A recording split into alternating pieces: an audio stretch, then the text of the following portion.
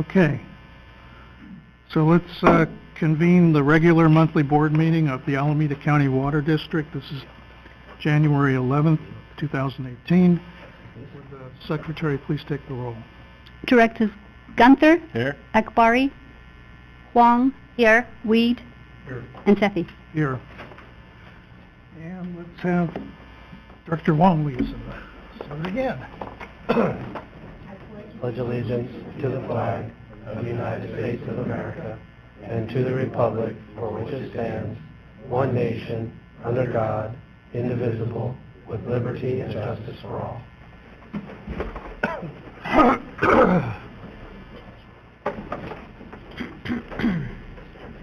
At this time, we move on to item 3, public comments.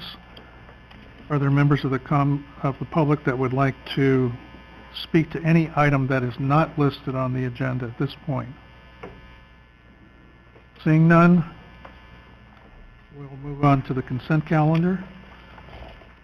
And I'll welcome a motion from the board to add items. I will move to add items 5.1, 5.2, 5.3, 5.4, 5.5, and 5.6 to consent calendar, please. I'll second myself. I'll second it. Okay. So, Who was the second? Okay, Director Weed? Aye. Okay, no. Sure. You seconded it, I right? seconded the motion. Okay, thank you. Director Huang. Directors Gunther. Aye. Huang. Aye. Weed. Aye. And Sethy. aye. I will move. Ask for a motion to accept the consent calendar as amended. I will move motion to accept the consent calendar as amended. I will second the motion. Directors Gunther. Aye. Huang. Aye. Weed. Aye. And Sethy. Aye. Okay. Dispenses with quite a bit of the agenda. We'll move on to item 5.7. Thank you, President Sethy. Item 5.7 is the review of the purpose and function of each board standing committee, and consider creating an advisory committee to review the board's compensation and expense reimbursement policies pertaining to the types of activities that are deemed to be official duties performed at the request of the board. Committee meetings serve as venues for developing and deliberating on issues before they are presented to the entire board for consideration. Section 12.2.3 of the Board Rules and Code of Conduct state that the board may periodically review the purpose and function of each standing committee to determine if there is a need or a desire to discontinue or change the purpose or function of standing committees. The board typically does this in January of each calendar year. Section 12.2.3 of the Board Rules and Code of Conduct identifies the current standing committees. For calendar year 2018, President Sethy has appointed board members to each of the standing committees as follows: Engineering and Information Technology, Director Weed's the chair, Director Akbari is also on that committee. Finance, President Sethy is the chair, Director Weed is on that committee. What we call the LICA Committee, Legal, Intergovernmental, and Community Affairs. Vice President Gunther is the chair, Director Sethy is on that committee. Operations and Water Quality, Director Akbari is the chair, Director Huang is on that committee, and Water Resources and Conservation, Director Huang is the chair, and Director Gunther accompanies Director Huang on that committee. Regarding the standing committees, no board action is required. Additionally, the board previously discussed potential modifying its policies pertaining to expense reimbursement and activities that are deemed to be official duties performed at the request of the board. Should the board wish to create an advisory committee to further evaluate these policies, it may do so at this time. So the recommendation this evening is 1, review the purpose and function of each standing committee, and remember, no board action is required. And 2, by motion, consider creating an advisory committee to review the board's policy for compensation for board members and its policy for expense reimbursement for board members pertaining to the types of activities that are deemed to be official duties performed at the request of the board of directors. and I and General Counsel are available to answer any questions.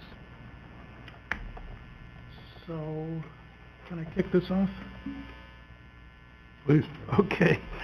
So, I was bringing this onto the agenda because we had lightly talked about an advisory committee last fall that would have been composed of Director Gunther and myself. But considering that I was moving into the role of board president, I would like to make a proposal to have an advisory committee to look at the subject matter, the latter part of what Mr. Shaver was covering here, and to have that advisory committee composed of Director Gunther and Director Weed, if that's acceptable. And report back to the board. I'm willing to serve on that committee. I'm okay with that. I'm just happy with the legal and ledge, which we're already on, but that's up to you. Well, this would be in addition to the current committees that you serve on. This would be an ad hoc committee, would it not? Correct. For a limited period of time, Correct. for one single purpose, to make a recommendation. I'll be willing to be on that.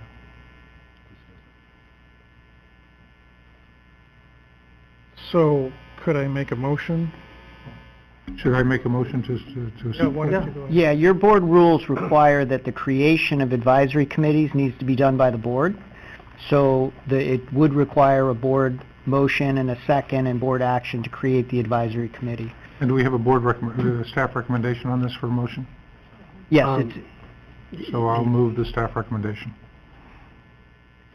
I think the board specifically should also move to state who would be on the advisory Correct. committee. correct. And that is not in the staff recommendation. The staff I see. recommendation just consider creating it. To staff recommendation and add the names of Directors Weed and Gunther to staff the committee. And do you also want to designate who would chair that committee? Board? Because this is a board action. Aye. Flip a coin. I'll let Director Weed chair the committee. Director Weed, it's yours. If we need a chair, I can chair. Well, we need to know what the board is acting on. So I would recommend that. 5.7, Director which Weed is chair a the committee. Yeah, so, review for a committee to review, to look at board compensation and expense reimbursement policies and pertaining to the types of activities that are deemed to be official duties performed at and by the board. Can I ask for clarification to that motion? This ad hoc committee is only supposed to discuss the type of activities, not the compensation, Correct. right? it's at the board's pleasure what the scope of their work is, but Can I ask for clarification? Is it your intent, Director Weed, in your motion to include discussion of compensation? Well, behind this was both support for expenses, as well as recommendations as to what activities should be or qualify for compensation by the district as part of the now up to 10 compensable days during the course of a month.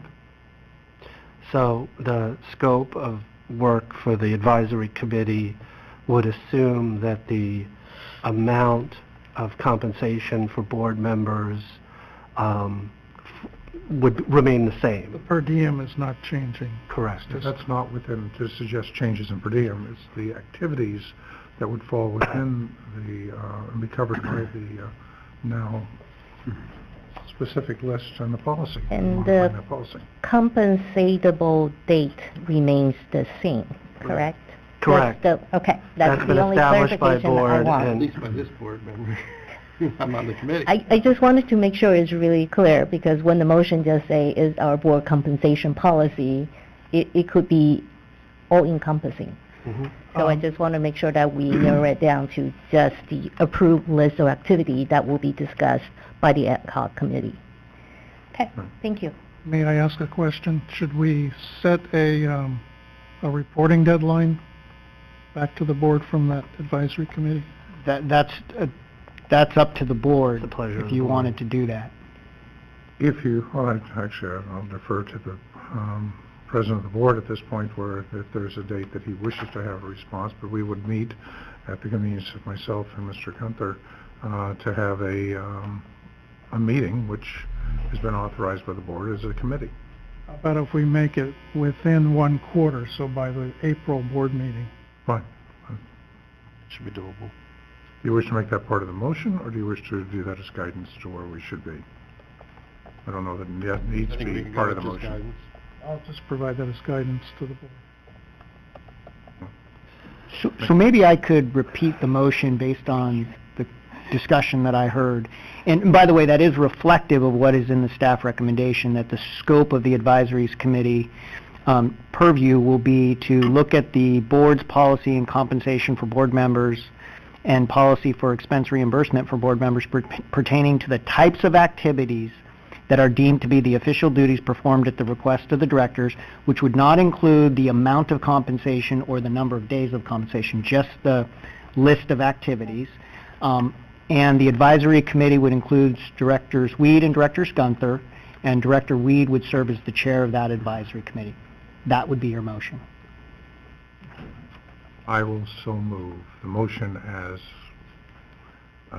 described by our council. I'll second. Directors Gunther? Huang? Aye. Weed? Aye. And Sethy. Aye. So we'll move on now to item 5.8. I'll turn it over to Mr. Schaefer. Thank you, President Sethy. 5.8 involves authorization of professional services agreement for the Advanced Metering Infrastructure Project, and Manager of Engineering and Technology Services, Ed Stevenson, will begin this item. Thank you, Mr. Schaefer, and good evening, Board. Staff is pleased to bring this item to the Board tonight as an important step forward in the implementation of Advanced Metering Infrastructure, or AMI, within the district. As previously discussed with the Board during the district's strategic planning process, AMI represents a potential key element in several of the major strategic goals developed through that process, including strategic goal number 1, which is to maintain and improve the cost effectiveness and value of district services.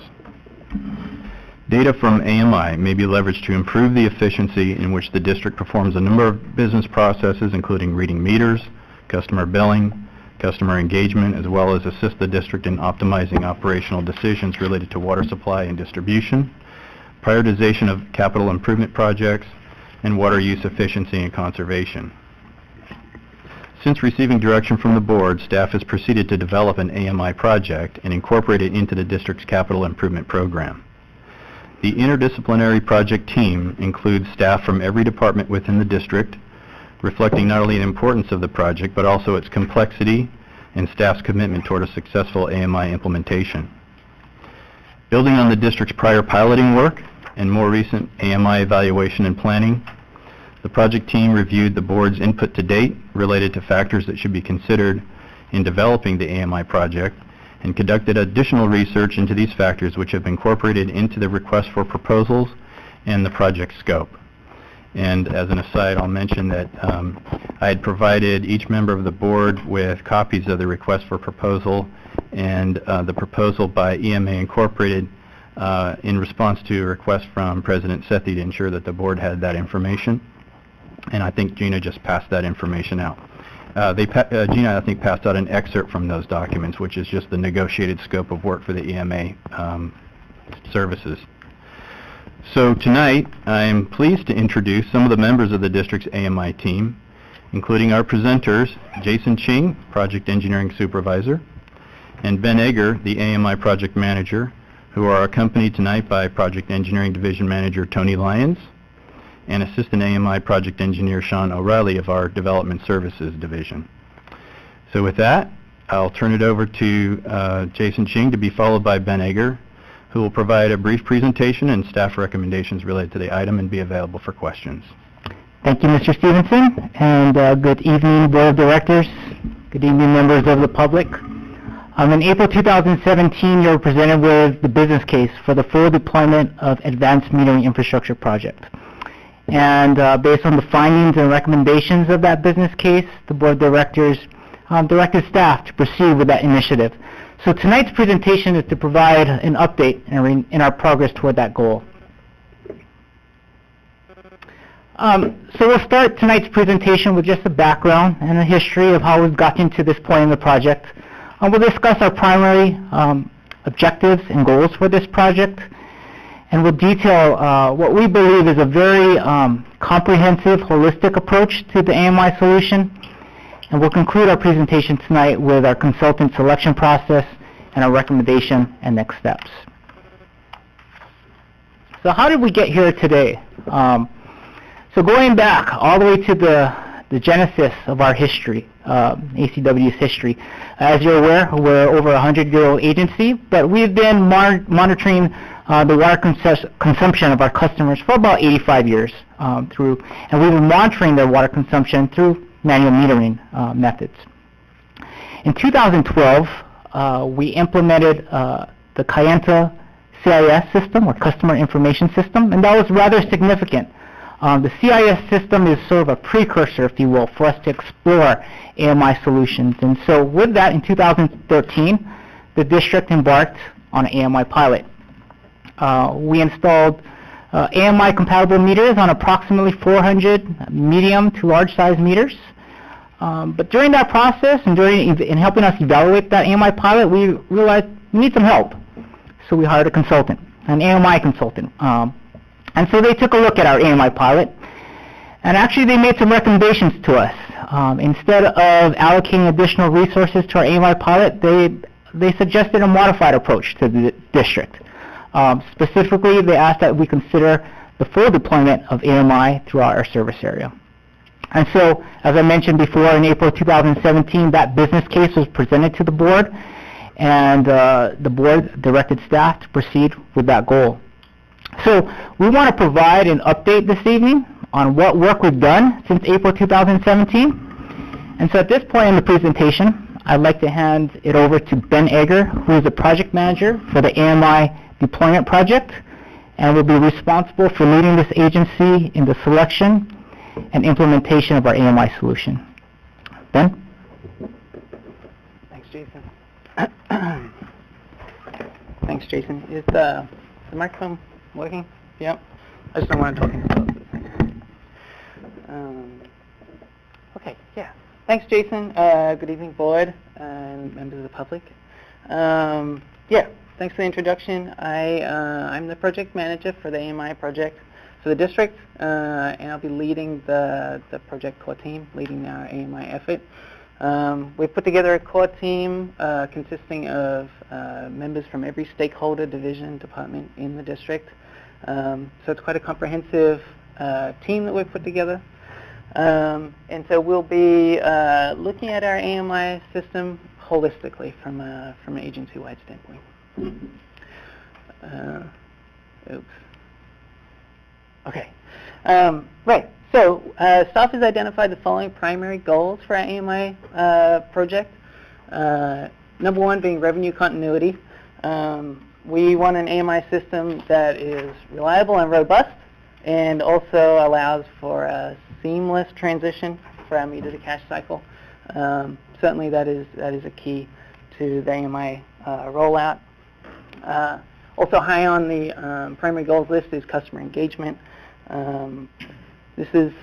want to maximize customer engagement on this project, and also the district is really it's in support of the district's strategic plan to enhance our customer engagement. District absorption, as I mentioned, an AMI system has a lot of enhancements across the board for every department within the district, and so we want to set the district up to be able to absorb this new AMI technology so that we can leverage all the benefits and wonderful things that come with an AMI system. Operational enhancements, of course, which plays together with absorption, setting up our business processes, I guess, to absorb AMI, but also enhancing our current business processes so that we can leverage, again, those benefits of an AMI system. And last but not least, an implementation schedule. So we have a fairly fast-paced project that we've put together, which is in line with best practices for an AMI deployment, as supported by the business case that was put together, and also in talking with other agencies. So here's our proposed project approach. It's in line with the business case that was put together. We have a 3-phased approach over 5 years. Phase 1 that we're in right now, in this fiscal year, we'll be looking at preliminary design. It's really a planning, scoping effort, looking at alternatives and getting the project set up for success. Phase 2 will be a final design effort, putting together drafting the contracting documents, and then rolling out a proof of concept. A proof of concept being, the way I like to think of it is a stress test, basically, of the selected AMI system. We want to install a subset, basically, of the AMI system and stress test not just the technology, but also the re-engineered business practices that we've put together, and make sure that we have that seamless integration of our AMI system before we then go into the full rollout. And of course, it allows us to adapt our approach. You know, if there's lessons to be learned from that proof of concept, we can roll those into the full push, the full rollout. So I also wanted to highlight up here anticipated board input milestones. So I'm here right now doing a presentation. That one you knew. And then we have 3 more highlighted. So basically, at the start before we start final design, we'd like to come back with our findings from our preliminary design and present those. And then, of course, when before we start into the proof of concept, we'd want to come back and talk about who the successful vendors were to award to, and then also lessons learned and the evaluation of that proof of concept. We'd want to come back with findings prior to starting the full rollout. So our approach to the project is a pretty comprehensive approach. We want to do a fairly deep dive into our planning effort to make sure we set up our project for success. We're trying to iron out any wrinkles that may come our way. So really, we set up the project for success. That's our first reaction to this project. So in doing so, we did a lot of research. We interviewed a lot of agencies, other water agencies, both local and throughout the country. We visited a few of those agencies also to see their AMI deployments. We've joined some regional utility metering groups who have a lot of open discussion about what has and hasn't worked for them. Attended seminars, BayWorks seminars and webinars and so on. Discussions with primary AMI consultants, as well as research on the primary vendors in the AMI world, as well as a review of best practices. Really trying to get a good understanding of all the lessons that have come out of prior AMI projects before we start into ours.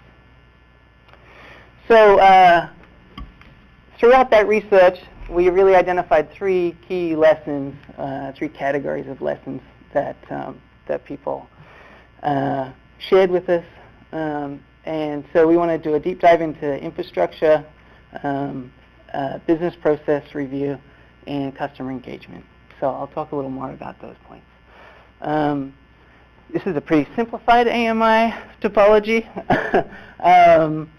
But I guess what I wanted to highlight here is there's a lot of technology from the meter box all the way through to, be it the bill, that the invoicing, or leveraging those business enhancements there's a lot of alternatives that we have to select, a lot of equipment that we'll have to deploy from point A to point B. And really the lesson learned from our review of people's infrastructure assessments is that a few people skipped this step, or they started at the meter box and built their project out, as opposed to doing a full end-to-end assessment. A lot of people, you start at the meter box with a meter replacement program that grew into an AMI project, and they grow into problems with their integration. We want to look at not just the meter box equipment, but the communication systems, the data collection systems, integration into our IT systems. It's been said to me numerous times that although 10% of the cost of an AMI project may be in the IT portion, 90% of the complexity is there. So we really want to do a deep dive into the best fit and best of breed AMI technologies. Well, there's the ACWD org chart, which you know very well, but what I wanted to highlight is with the business process re-engineering that's going to be required of this project is that every department is going to have to modify their business processes, or as well as leveraging the enhancements and get some efficiencies and enhancements out of an AMI deployment. So it will be a district-wide effort, an all-district effort.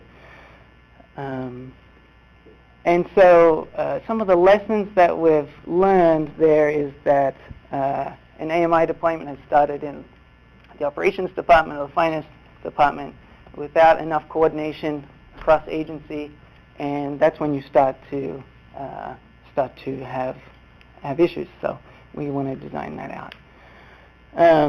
Customer engagement strategy. These green dots, I don't know whether you can see them, they're a little small, but each one of those is represents a meter or a customer connection. There's a lot of them. There's 84,000 plus customer connections there. We want a strategy that is going to maximize our customer engagement. We've seen where the lesson from this item is that we don't want a defense strategy. A lot of people either don't do the customer engagement or the public outreach prior to the project, and then they're caught on the back foot, or they're caught out, or they're stuck in a defense position. We want this to be a positive experience for the customer and really maximize our engagement. This is our opportunity to reach out to our customers, enhance their ACWD experience and the ACWD brand. Okay, so in summarizing that review of AMI systems, that research, we developed an RFP, that scope of work for an RFP for consultant. As you can tell, there's a lot of complexity with an AMI system, so we really need expert assistance and consulting support for this size of project. And so in that phase one, we've broken it into these 6 main tasks. The design study, which is going to look at a needs assessment, alternatives analysis. This will really be that complete end-to-end system analysis of all technologies. As well as looking at permitting reviews and defining that proof of concept, a subset of meters that makes up the proof of concept.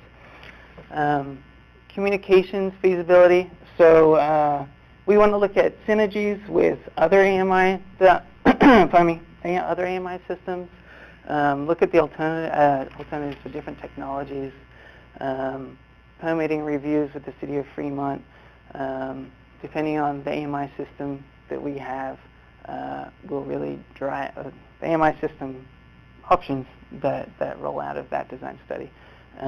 We'll do a feasibility analysis of the communications piece. And the IT preparation, as I mentioned, a lot of the complexity of an AMI system is in the IT system, so we want to get a head start on that preparation of the IT side of the project.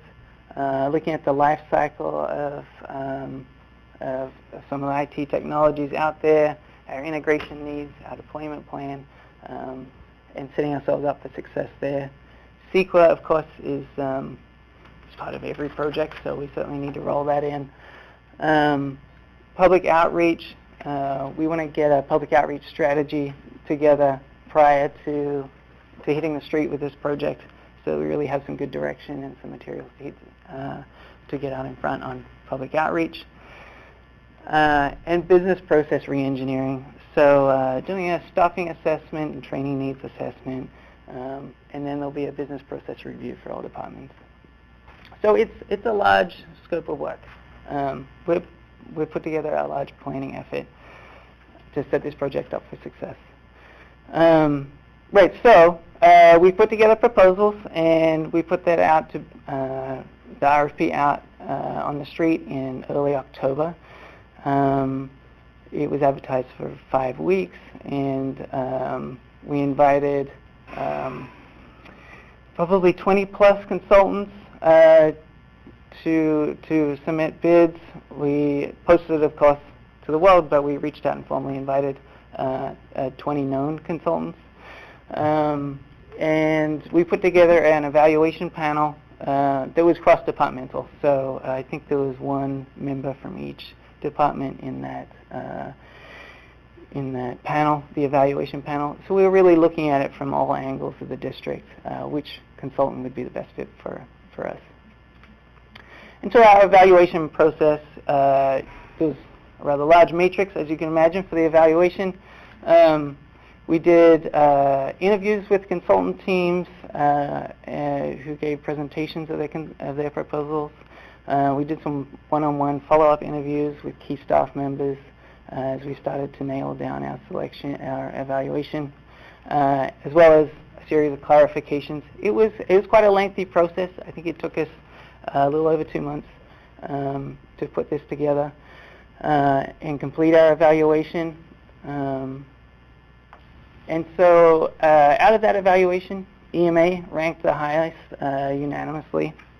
We had a 6-member panel, and it was a unanimous decision that EMA was the front runner, with the highest ranking.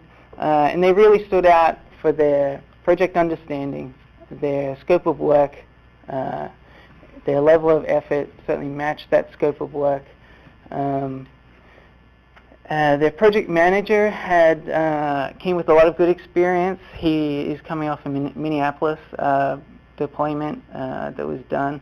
That in talking with Minneapolis, they were very happy with him. So we're excited to be working with him. We're recommending him, as well as the project team. They in every area of, be it AMI, communications, CEQA, they really brought an expert team to the table, and hence their highest ranking. Yeah, so I guess to summarize their strengths, they had experience and proven performance. They were certainly the best fit for our comprehensive approach to this planning effort, as well as the full project. They brought together a multidisciplined expert team, and they had a cradle-to-grave support structure to support the full project. Although we're here really talking about phase 1, we evaluated the consultant. We wanted a consultant that could support not just a planning exercise, but also construction, and bidding process, evaluation of that proof of concept, and the integration, KPIs and use cases that will come later in the deployment. So confirming the level of effort and cost. We looked at the EMA cost proposal, and we looked at the level of effort versus the scope line by line, task by task, as well as the mix of staffing that they were proposing for their project and their proposal, and it certainly made sense to the evaluation team. And then just to confirm and sanity check that evaluation made sense, the phase 1 approach was in line with our deep dive heavy planning effort, but when we looked at the total level of effort for all 3 proposals that we received, they were all pretty much in line with each other. So I guess what I'm trying to say is EMA we're in agreement with our approach to do a heavy planning effort as opposed to going light on the planning effort as other proposals. I'm really doing a catch-up or backloading the project, which we kind of want to avoid. So the level of effort, once you look at the level of effort that was proposed by EMA, it's really in line with our business case that was presented in April, as well as in review with industry norms for professional services in an AMI deployment. They were right on the money as far as percentage of cost to the overall total cost of the project. Right. So the next steps is staff would like to recommend an award to EMA. So by motion, authorizing the general manager to execute a professional services agreement with EMA Inc. In the amount not to exceed $922,743 for the advanced metering infrastructure project. And then at that point, we'd like to open it up for questions.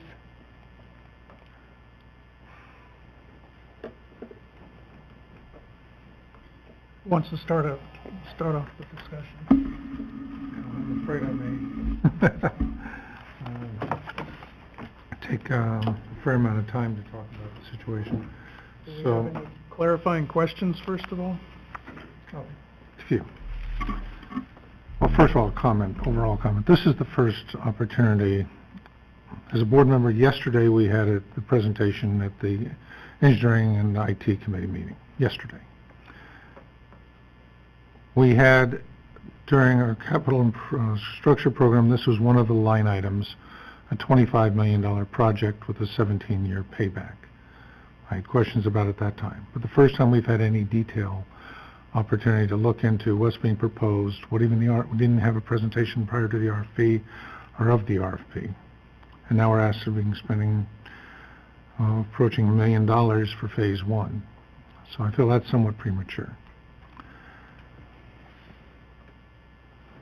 And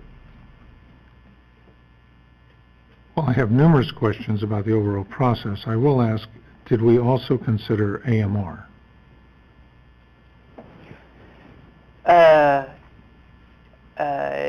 Well, the title of the project is certainly Advanced Metering Infrastructure, and so it's certainly we've been going forward with an AMI project. However, we will be doing an evaluation, an alternatives and needs assessment, and so yeah, we can certainly look at that. Let me encourage you to include AMR as both an alternative and also a phased effort in the development of an AMI system. AMR versus AMI. AMI, as conceived, you establish a 5G system with numerous towers throughout the community that give you direct wireless feedback to the system.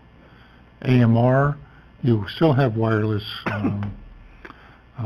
meters, but you drive around. It doesn't require the infrastructure of all of the poles, does not require CEQA, so the timeline is improved and allows you to phase into an AMI system. I would note I've given the name of an individual at San Jose Water Company who previously worked for J.P. Morgan for the investor-owned utilities and investments, did scores of evaluations and never found an AMI system that made a business case Now, this goes back a few years, but he did find some AMR systems that made a business case. Speaking to Glenn Reynolds, who was overruled by his board, at COSIDE, a former board member, strongly supported AMR, did not feel that they were ready to go to AMI. So if they could include that in your process, I think we'd be ahead of the game.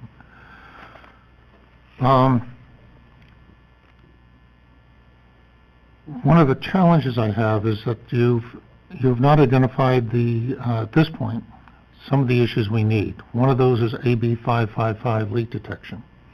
And sitting in on some of the conferences, the state with members of DWR who are putting together the implementation criteria for that, they're going to be looking at leaks on both the system distribution side as well as on the customer side. The meters we have today do not measure the bottom 4 to 8% of the flow, therefore cannot determine leaks. So, and that technology is in place. There's no standardization in the industry yet. It's not there. On the 5G, they hope for a rollout in 2020, but again, the standards are not in place. We expect most of the phone companies will be the Internet of Things, and this might well be the Internet of Things. We have an AMI system now, which was not raised in your presentation, for a limited number of meters, those that are truly important and which we can manage. So I have questions as to the value of a universal AMI system. I have questions on the cost effectiveness, thinking that there are other ways we can reduce like the primary cost savings is a reduction of up to 10 positions in meter readers, but that could be achieved by other means, simply stretching out the timeline between the time that we read the meters or going to an AMR.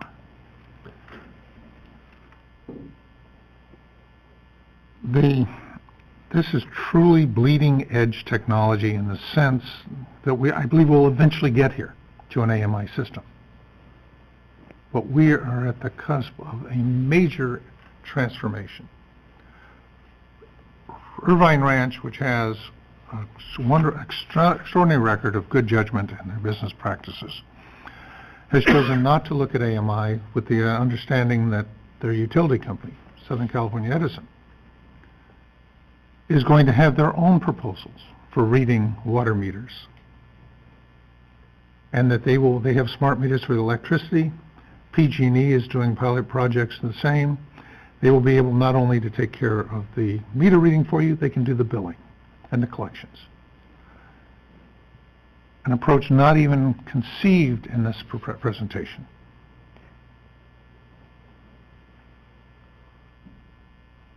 Now, I truly feel that this presentation, while I support the concept, is premature. So, and it's almost $1 million jumping into phase 1 before it ever got to the board for a discussion of the merits or demerits of it. So, thank you. I'll pass on. Director Wong? So first, the question. Some other questions later about the consultant, but go ahead. The question. So thank you for the presentation. You actually answered quite a few of my questions about life cycle of the technology and how integration works. So the question is, one thing I did not see specifically on the presentation is data security. So I would assume that would be in there somewhere when you evaluate your IT, right? Because we really don't want to put our customers at risk, right? Meter reading would actually indicate someone's home or not, and there are potential implications. So that's the only question or note.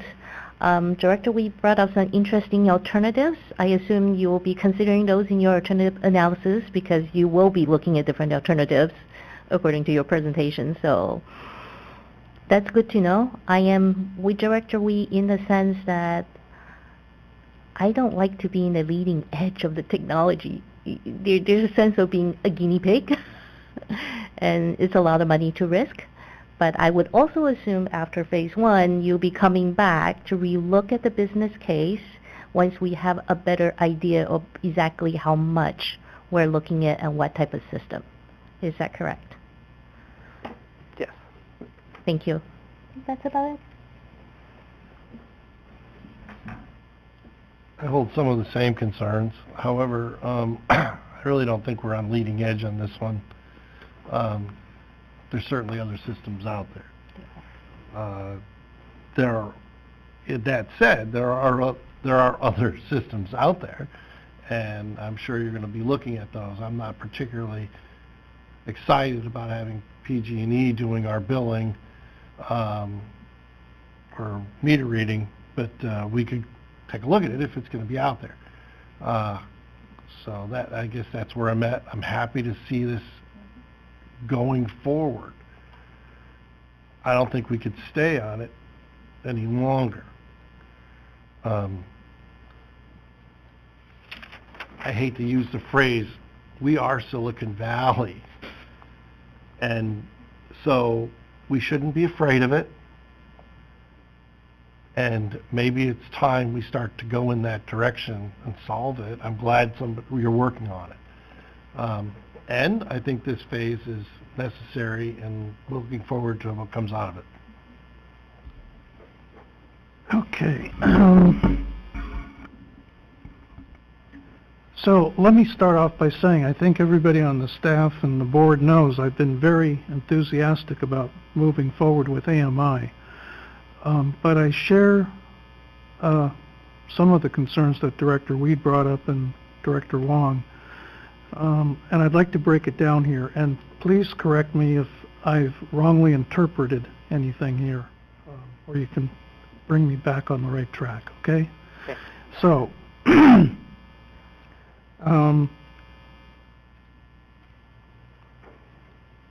first, I share Director Weed's concern about the process here. I was looking forward to getting started early, but I feel like we have not had, as a board, a chance to study what the staff and your whole team has been working on in terms of technology selection, the gamut of all the possible solutions you were looking at. So one of the reasons I had asked for a copy of the RFP and then the detailed proposal response from EMA was to kind of evaluate in my own mind where the staff was coming from. And I don't want you to take this in any discourteous way, but my take was that the staff had already come to a preconceived notion of the kind of infrastructure and technology that they wanted to implement. Because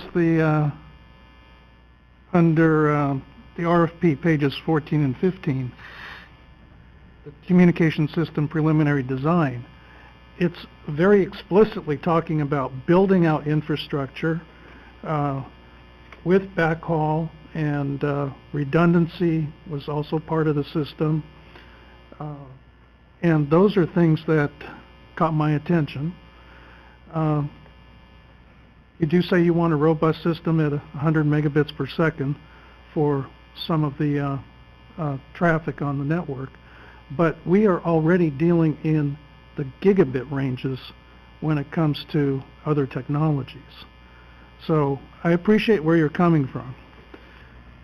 On the EMA proposal response,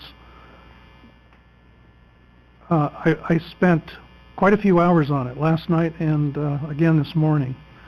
And thank you, Mr. Stevenson, for providing that. So the things that I liked about the proposal were that EMA is a company that is really tightly focused on the water utility market. They're not distracted and going all over the place. That means they have a lot of case history and project implementation, working specifically with water utilities. So you learn a lot doing that over and repetitively, right? I liked the whole project management process, the steps that they were going to go through. I liked the community engagement and the fact that they recognized at a very detailed level when I was reading through the proposal what issues have come up in the past, how they plan to address it. Those were all real positive things on my checklist. And then I did go through all the resumes.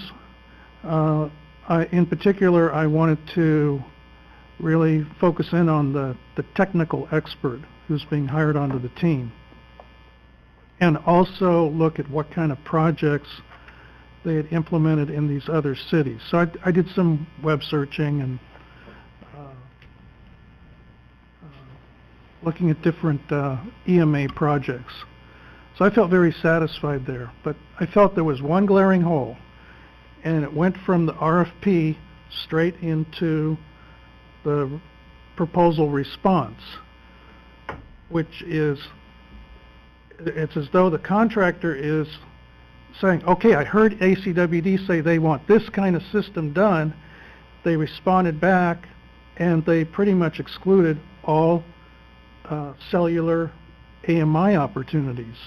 They did make light mention to it, and did note that cellular AMI would not require collectors. And so I looked at the constellation of vendors that they work with. Those are all recognizable vendors, including new companies like, or relatively new, like Silver Springs Networks. But what was missing from that constellation were any of the cellular carriers that have moved into this space. Specifically, Verizon in AMI, AT&T in AMI, and I would feel more comfortable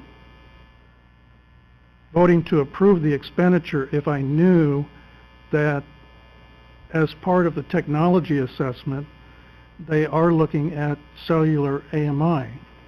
And I say this for a few reasons.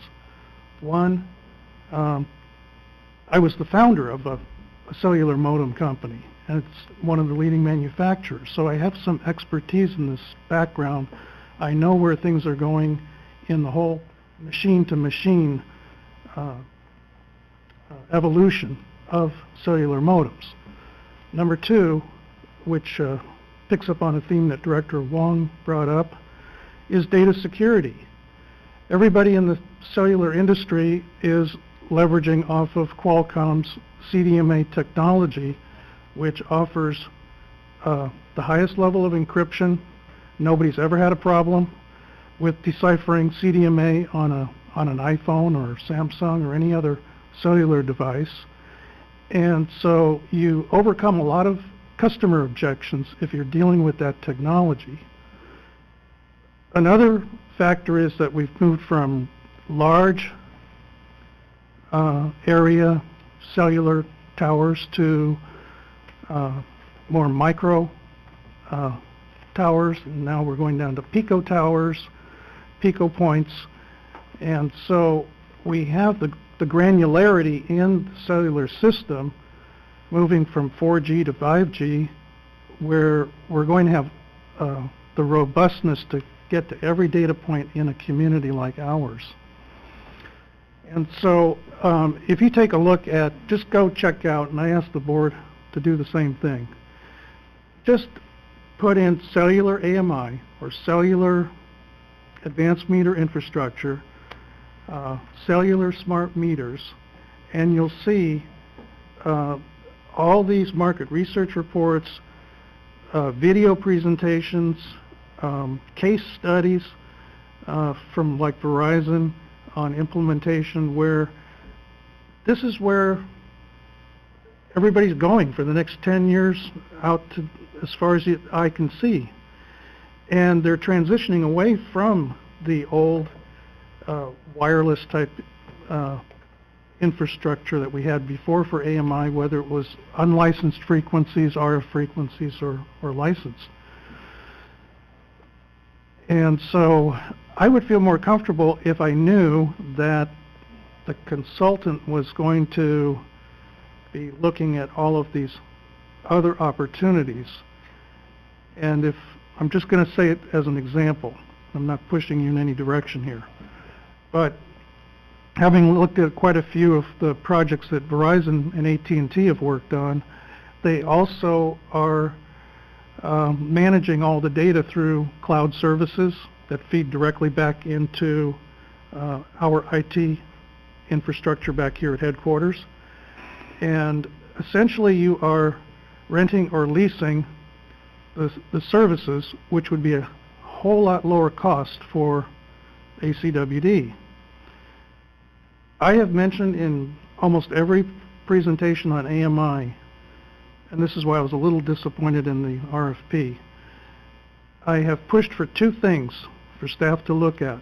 One is cellular AMI, leveraging the infrastructure that's already there in the cellular world, so that we don't have to build out new infrastructure. That's where a lot of the cost of what we're trying to implement is. And number two, and I didn't see it really in the proposal from EMA, is I believe we should be leveraging other people's money. So if you take like Badger as an example, I'm not trying to push us in that direction, but you know, there are companies like Badger that offer all the financing in a public-private partnership where they are getting their return on investment from having put forward the dollars first for us. And I've said it to everybody on the staff here. I really believe we should be leveraging other people's money when it comes to a project like this, especially one that, you know, has a long break-even point. You know, I've heard 15, 17 years, things like that. Just like Director Weed, I don't feel comfortable with that because I live in the technology world. As someone who's always tried to get down to, you know, like 7 to 10 years, and even better than that. So I think we need to take a look at financing from all these different potential vendors that are out there. And let's try to save something for the ratepayers here in the district. If I'm wrong on, because you said were going to do a comprehensive look at all technology, if I'm wrong that cellular has been excluded so far, I'd like to hear that right now. Yeah, I can certainly clarify that point. Yes, we will be looking at all communication alternatives. There's a strong case of cellular. So yeah, we certainly look at that one in depth. I guess perhaps some of the confusion there is that you know, we have internal standard, I guess, for communication, radio communication links. We're after 100 megabits plus in a backhaul links. So should the evaluation come out to a district-owned network, then those backhaul links, we really included what our standard requirements are. And at the time, it was 100 megabits for backhaul links that we install. As you say, there's gigabit links now available via microwave. The mathematics behind digital communication just keeps advancing. But yes, well, the cellular is companies, certainly an alternative that will do. Cellular companies also have backhaul in their network, right, and can link in to legacy type communication systems. Right. Yeah, so just to add to that, we will ensure that evaluation of cellular technology is equal footing to other alternatives, and we will present the findings to the board in detail. Okay. Before we move forward. Before we move forward. Have an opportunity for a second round? I have a couple, Okay. just a couple more points here. I did go through the detailed level of who's assigned to what by hours over the course of the entire project, and so right here we would be funding about 4,000 plus hours for a little bit less than $1 million. But the total project is close to 14,000 hours, and so although you highlighted it a little bit up here, I feel like we need added frequency of what I call checkpoints along the way of this project. That we get some interim presentation on where we are. Not that it's all been wrapped up when we've already made a decision on, you know, this is the best technology to go forward with.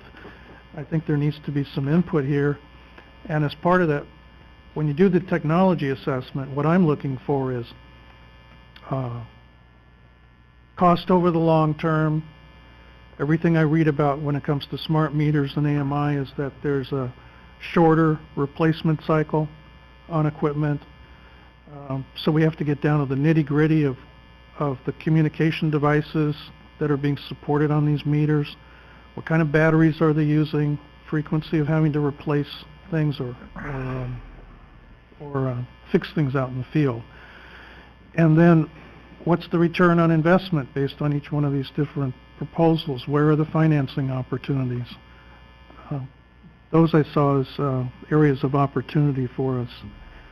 And so I would look forward to more checkpoints, you know, where we can assess what's going on, because at the end of the day, this is going to be one of the biggest financial investments that we will make as a district.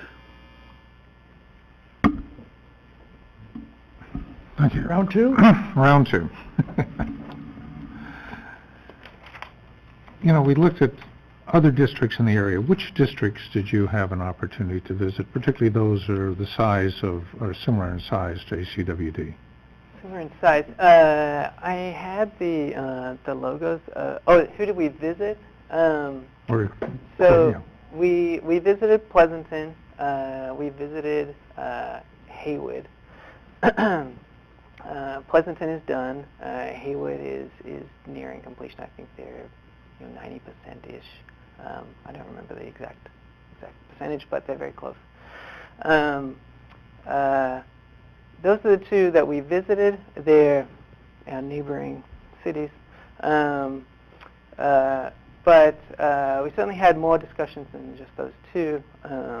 And we had a list of all the companies all the water districts that we talked with up here. I'm sorry. This went slower than I expected. Yeah, we had some pretty long conversations with all of these water agencies. They're all at various stages of their implementation. East Bay Mud is doing pilots. San Francisco is done, and they're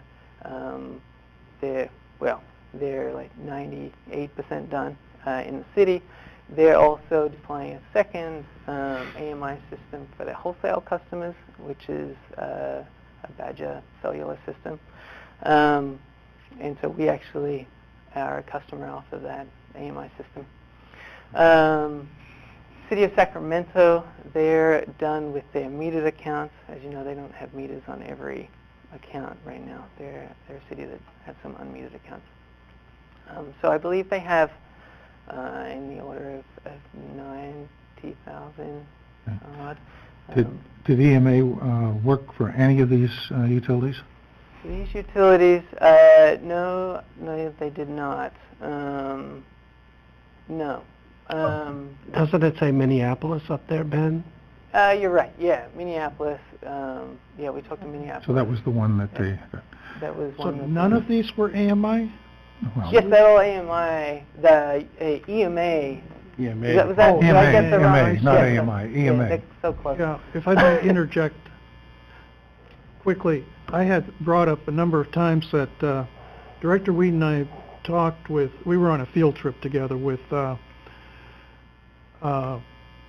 folks from Marin County, and I had talked with the CFO and with a couple of board members about their trialing over, I think it was a 3-year period of different AMI technologies, and the final two were Verizon and AT&T Cellular AMI, and they settled on AT&T. And I would encourage us to, once again, contact North Marin County Water District and see what they're up to. Sure. Yeah, absolutely. 'Cause We they can- put in a lot of effort. Mm. Okay, thank you. When I looked on the EMA website,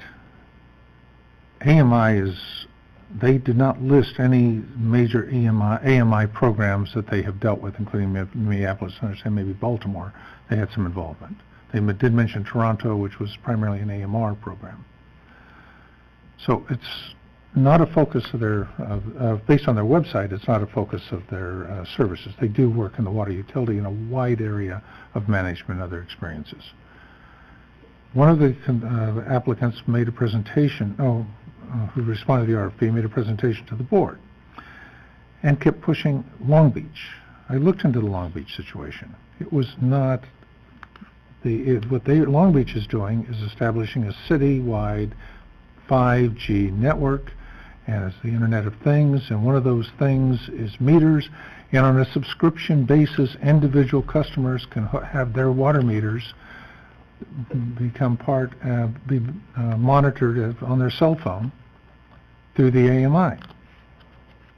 I'm not convinced that AMI provides a service to the individual, for the vast bulk of our consumers. I don't know that many people who want to monitor their water consumption on their cell phone. I think it's a relatively small percentage. And we could do that on a subscription basis using cellular.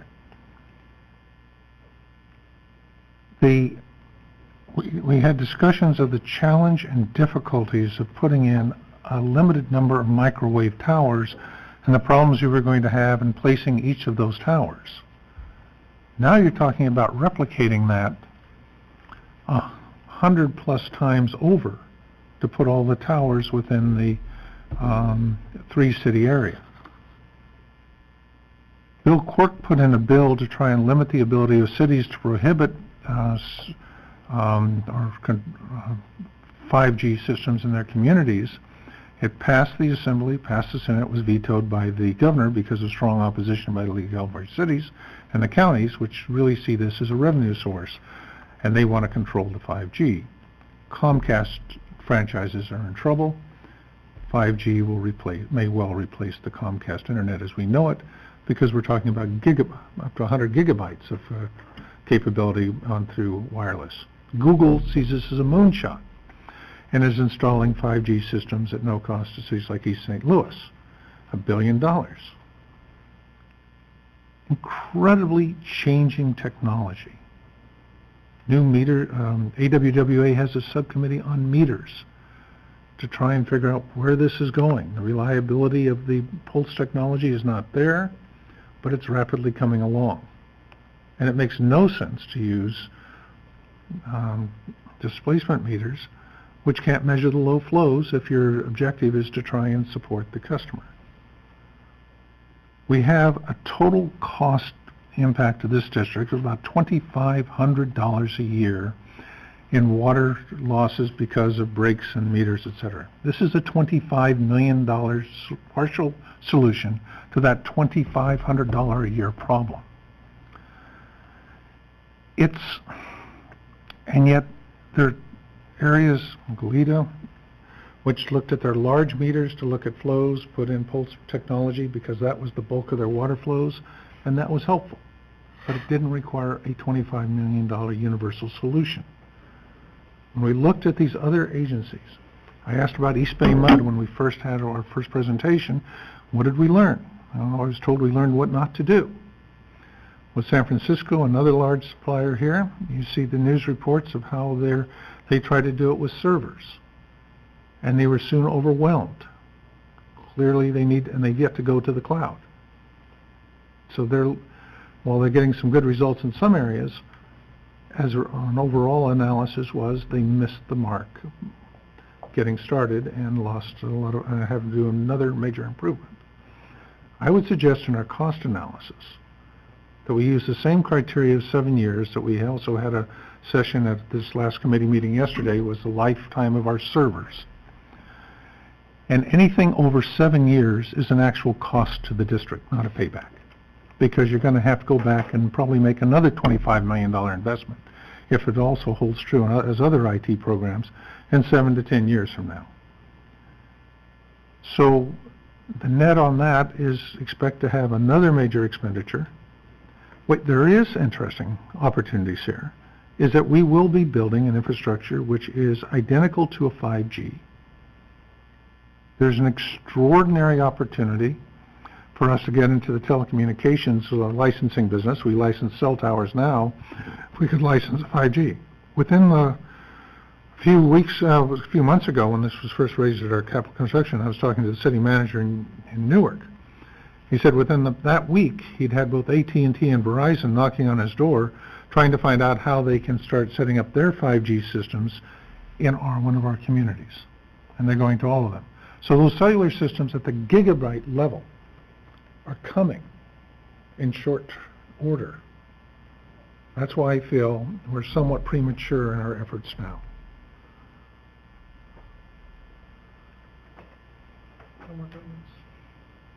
Well, I'll make one then. I think that's one of the reasons there's a cost to this, that we're asking the staff, and the staff is trying to accomplish that task. We may not get the payback in 7 years. No, it's going to leave 17. It might. But the question then becomes is, where do we go? Do we sit here and wait for another 3 years? 4 years? Technology is changing. 17 years from now, 7 years from now, who knows where we're going to be? It's gotten so rapid. Autonomous cars. I'm going to throw this out there because everybody's talking about the great thing with autonomous cars. What's going to happen with autonomous cars in 7 years? It'll be our AMR. Are we going to be... I don't know how many people here have had a car last more than 10 years. I do. My car's got some trouble. Do I want an autonomous car out there running around? It's 10 years old. Nobody's looked at that.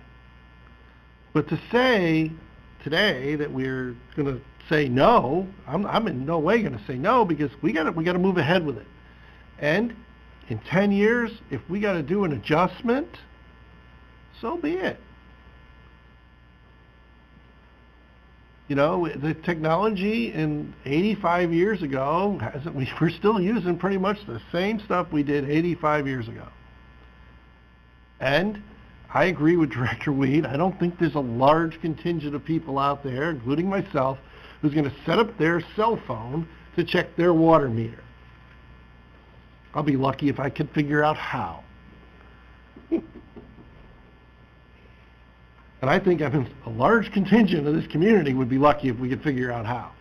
However, there's certain people that may like to do that and may like to subscribe to it, and I'm sure this company is going to look at that because some cities have, and they consider how wonderful that is. Well, I'm not one of those people that considers how wonderful that is. I think it's a great idea if you know, hopefully we can make it relatively simple. And it'd be nice if we had that ability. But I think that's where some of this stuff needs to go. I'm going to put my faith in the staff. I am going to be very honest with everybody in the public. This is not my level of expertise. However, I'm concerned about security. And are we buying into a system that's going to be obsolete in 2 years? But I think we can get some really good information out of this. I think we need to move forward with it. I'm putting my faith in this company. They seem to be putting an effort into their analysis. And hopefully they're going to look at everything, and cellular included, although I'm not a big fan of Verizon and AT&T, and I'd be willing to bet that myself and a lot of the members of the public out there aren't either. So, we mentioned another company, Comcast. Well, you know, we just had this big whole thing on net neutrality. So where are we going to go with it? I think we got to start here. This is where we need to start. I think this is a good start. I like the idea of checkpoints because technology is moving so rapidly.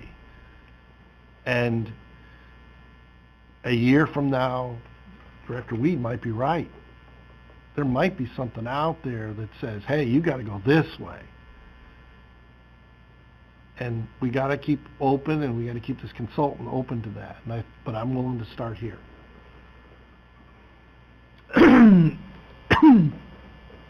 So, to reiterate, I have a lot of enthusiasm for AMI. I want to see the district get that implemented and done within a 5-year time frame.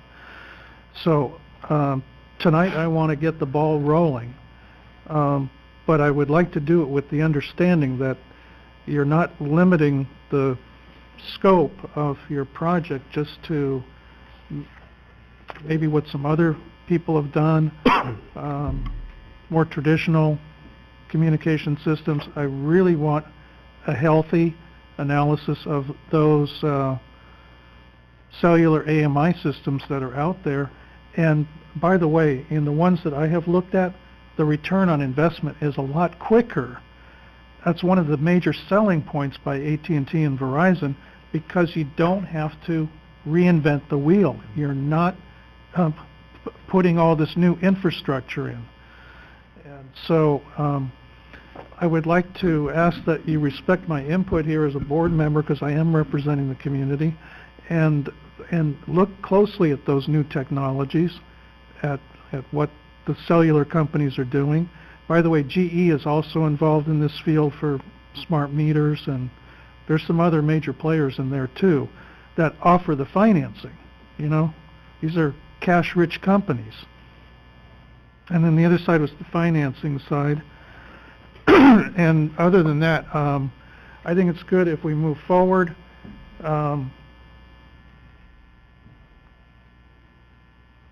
I would just ask on the technology assessment, be as thorough as possible. Yeah, directors, if I could make a, thank you, Juan, for your feedback. I want to, just from a general big picture, we heard a lot of issues this evening. I want to assure you that we haven't made any decisions at this point, and this consultant that we have selected through this RFP process is to help us vet all the potential options. That's what we're looking at now. So, to your point, Director Sethy, I can assure you that the job of this consultant is to look at all the available options, including cellular, including data security, including 5G, including synergies with other utilities and the cities and smart city, Internet of Things. A lot of that communications, I hear a lot of communications type issues, which is great. That was something that staff also recognized, that that's a huge investment of this particular project. And so Ben and his team have really spent a lot of time making sure that our consultant will look at all the available options to us. The other big picture item that I've heard from this evening was just input, and surely we will bring that to you. And thirdly, you can be assured that staff will be looking at the best interests of the district. We understand one of the things that we want our consultant to look at is future-proofing our system. We know this is a huge investment. We recognize the dollar costs, and we understand that we want to select the right system.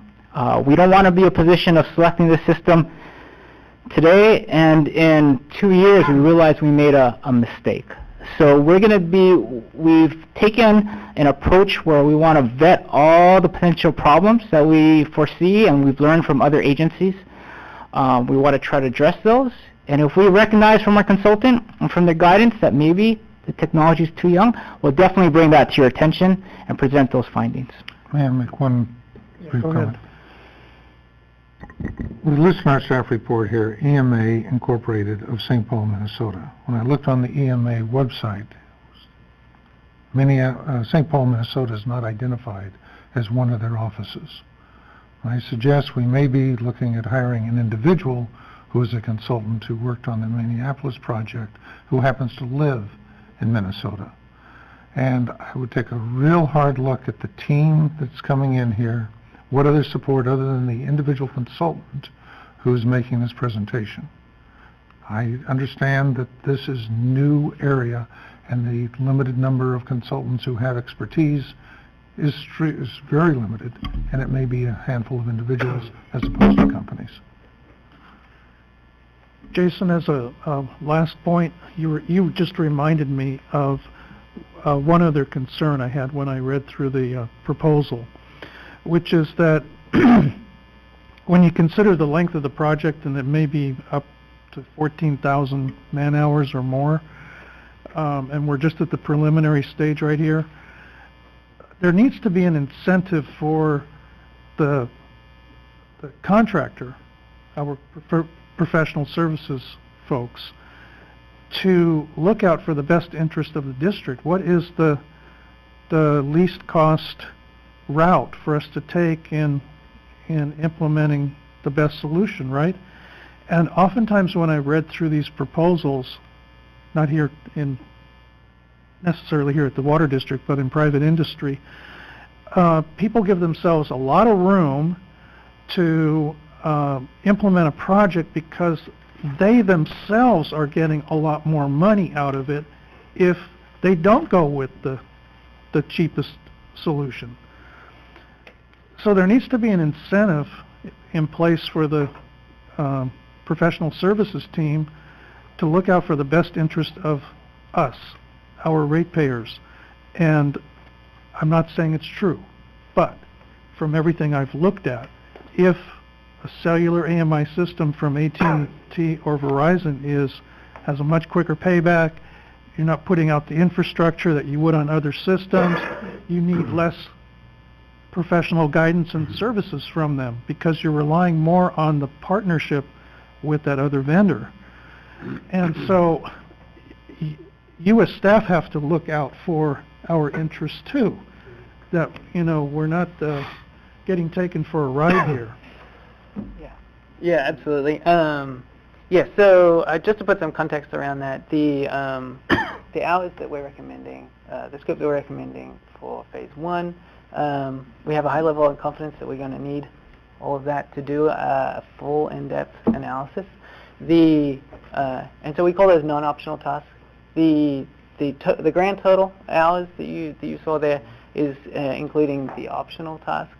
So those are really just budgetary numbers to give us an idea. The outcome of phase 1 will help us craft what services we need. So that's why we have these. We build in these off-ramps and checkpoints into our contracting, so that so that we can make sure that the next scope for the consultant matches the work that we carve out of, that comes out of phase 1. Thank you both for your presentation.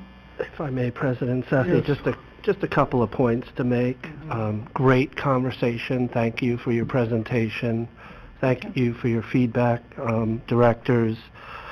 Obviously, this is a very expensive project that the district is considering. And I do understand there's concerns on the business case side of it because the payback period is longer than what we're normally accustomed to. The trade-off is, as Mr. Ager stated, what you're hoping to receive is more engagement from your customers. You're touching every customer. Whether or not they access their water usage on their cell phone, they will be able to. They will be able to access it on their computer at home. It provides the opportunity for the board to implement perhaps a different rate structure where customers will be able to better monitor what their usage is. So, for example, if the board chooses to implement tiered rates, this gives customers a tool to be able to manage their water. I know you know all of this. We have discussed it. But the other thing I wanted to mention is we're talking about business case and cost, but from my perspective, that's hugely important, but the system has to work. If we can't receive our revenue because we can't effectively bill our customers, it's a huge, huge problem. So I know that staff is also looking at that issue as they go through the process. And also, from my perspective, I want the board to feel comfortable, or as comfortable as you can, as we move forward. I know there's different opinions on the board. We talked about intermediate check-in points, and we'll do that. We won't come back at the end of phase one and say, here's our results, and what do you think? As I understand it, and staff, please correct me if I'm wrong, but our typical professional services contract is based on time and expense basis. So we can do intermediate reporting back to the board, and if the board is not comfortable with the way we're going, you can choose to terminate the agreement. And we would deal with how to do that. So I want you to feel comfortable. We'll come back with should the board choose to act on this evening, we'll come back with a more detailed check-in schedule and go from there. So I just wanted to mention those few points for your consideration. So, would somebody like to make a motion here on this item, 5.8? I'll make a motion to move staff recommendation. I'll second. Directors Gunther, Aye. Huang, Aye. Weed, No. and Sethy. Aye. So we'll move on the agenda. Thank you. We're at item 6, reports. Are there any comments from the board on items 6.1.1 through 6.1.5? No, seeing none. Let's move on to item 6.2, operational reports. Any board? Sure, there must be a rain question. It's coming from me. Oh, okay. A little dry. So, as of December 31st, we were paralleling our driest year on our rainfall report. And since we've had some rain, I wondered if we had spiked up to get close to our average. You are absolutely correct, Dr. Sethy. On the screen in front of you, or back view, we have the updated rainfall graphic showing the results of the storms we just got this past week. We actually got 3.27 inches out of that storm, and that's why you see such a large spike for the month of January. And this is just the beginning. We're hoping to see some additional rain systems come in next week, and weather predictions are showing above average precipitation predicted for the rest of the month. So there's hope that we'll at least get back to average. At the last Water Resources committee meeting, we were informed that our groundwater situation was quite healthy. That's so correct. Are our dams up right now? Are we diverting water? That's correct. We actually had Rubber Dam 1 down for about a day or two during the peak of the storm, but is now back up and we're back to diverting. You point that Rubber Dam number 3 has been down for a period of weeks. It's been down for quite a few months, actually. No. Okay, great. Any other comments? Okay, we'll move to staff report under item 6.3. Thank you, President Sethy.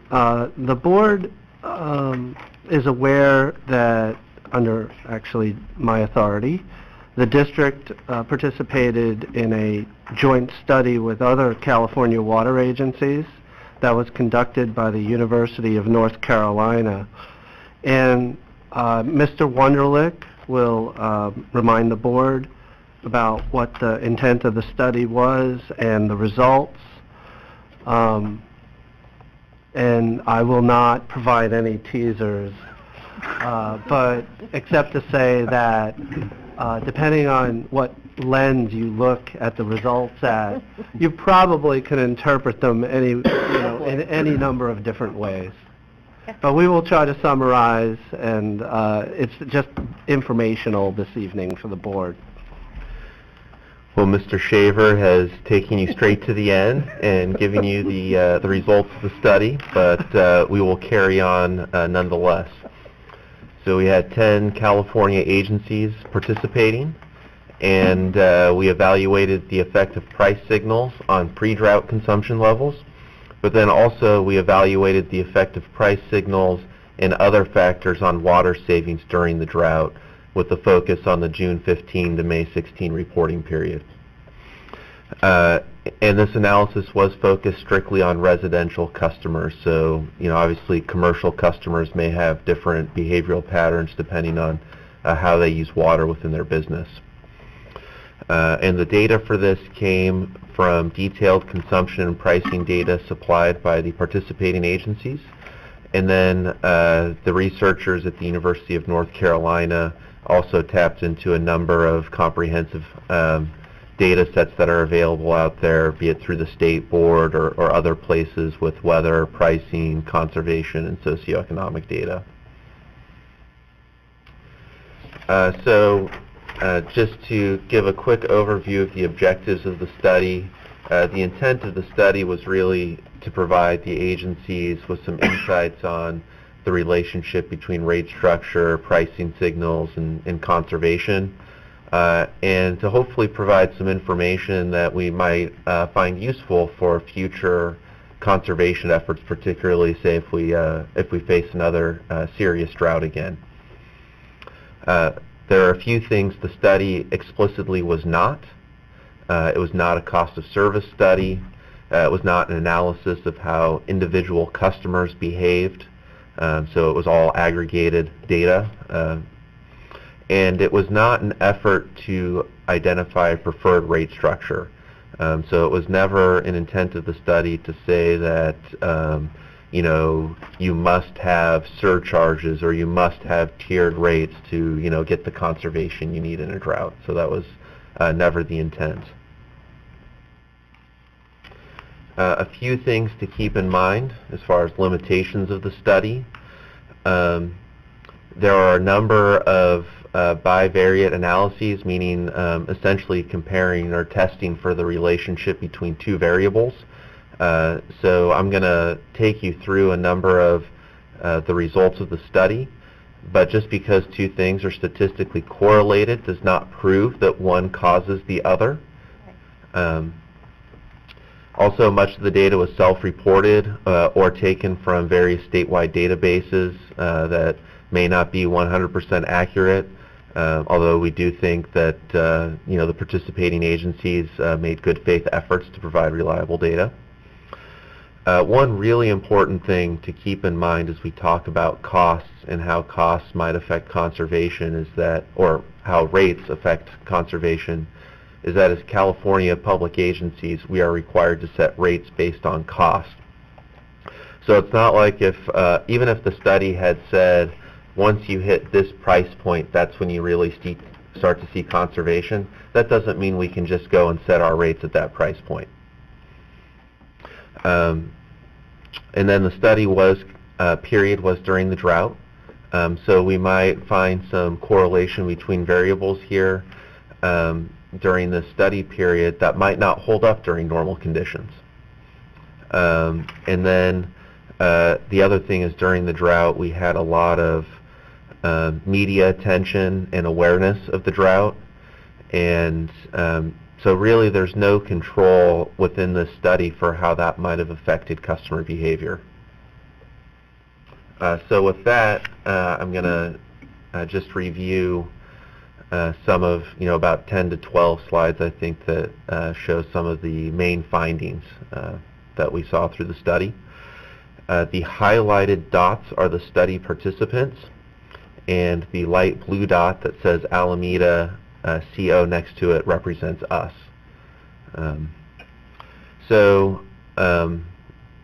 This first series of slides, we're going to be talking about really the general relationship between the cost of water and per capita daily use.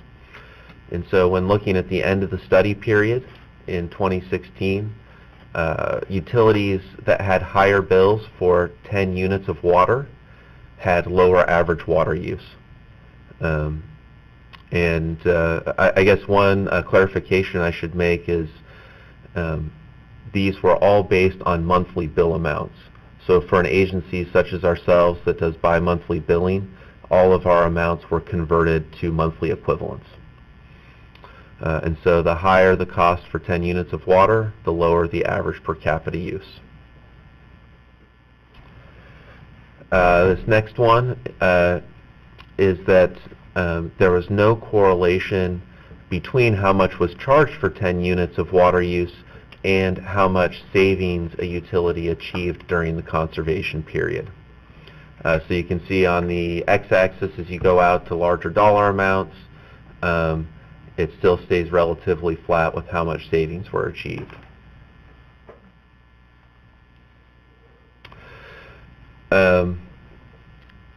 So this is related to the first graph.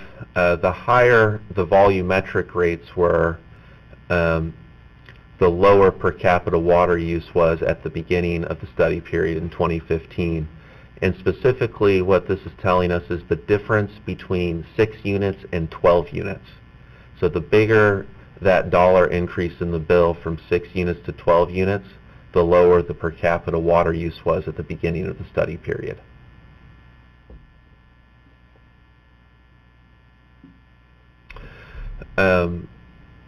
So this one has to do with tiered rates.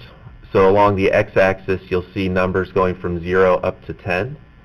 And what those numbers represent is the ratio between the highest tier and lowest tier for a water utility. So for example, if you had a first tier, to keep the math easy, so you had a first tier rate of $1, a second tier rate of $2, and say a third and top tier rate of $3, you would be a 3 on this chart. As a uniform rate agency, we are a 1. And so the higher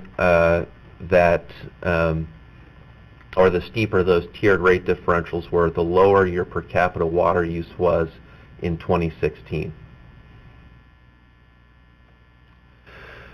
So this chart here is comparing the type of rate structure utilities had with the conservation they achieved during the drought.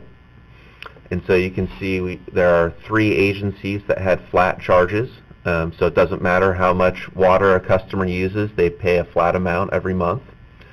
The next set of 4 agencies there were agencies with declining block tiered rates. And then uniform rates. Then increasing tiered rates, and then a few agencies that have budget-based rates. And so what we saw through this study is that all agencies, regardless of their rate structure type, were able to achieve significant water savings during the drought.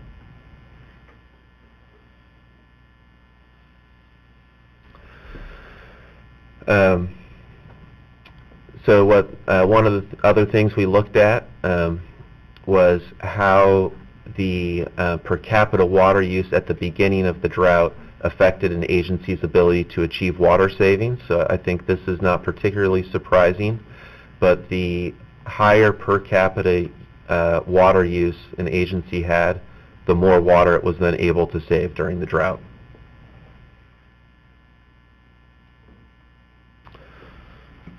All right. So here's a comparison of how much agencies saved in water based on essentially the strength of their price signal at the start of the drought. So their cost increased from 6 to 12 units in 2015, being charted against their cumulative water savings during the drought, and this did not find a correlation between those two factors.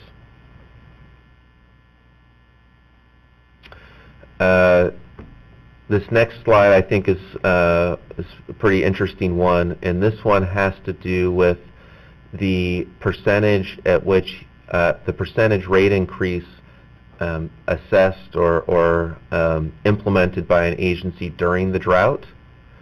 That's along the x-axis, and then on the y-axis the cumulative water savings during the drought. And essentially what this found is that there is no correlation between implementing rate increases during the drought and how much savings or conservation you are able to achieve during the drought. And then here, this is the steepness of your tier factor, then measured against the amount of conservation you achieved during the drought. And again, the finding was that there was no correlation. So now we're going to move to a couple of other sort of non-pricing factors. This has to do with the number of watering days allowed per week and how much savings were achieved, and actually we found no correlation between how many watering days were allowed and water savings during the drought. What we did find a correlation, though, was between the number of warnings and penalties issued by an agency and water savings. So essentially, agencies that were more aggressive with issuing warnings and penalties to their customers achieved more savings during the drought.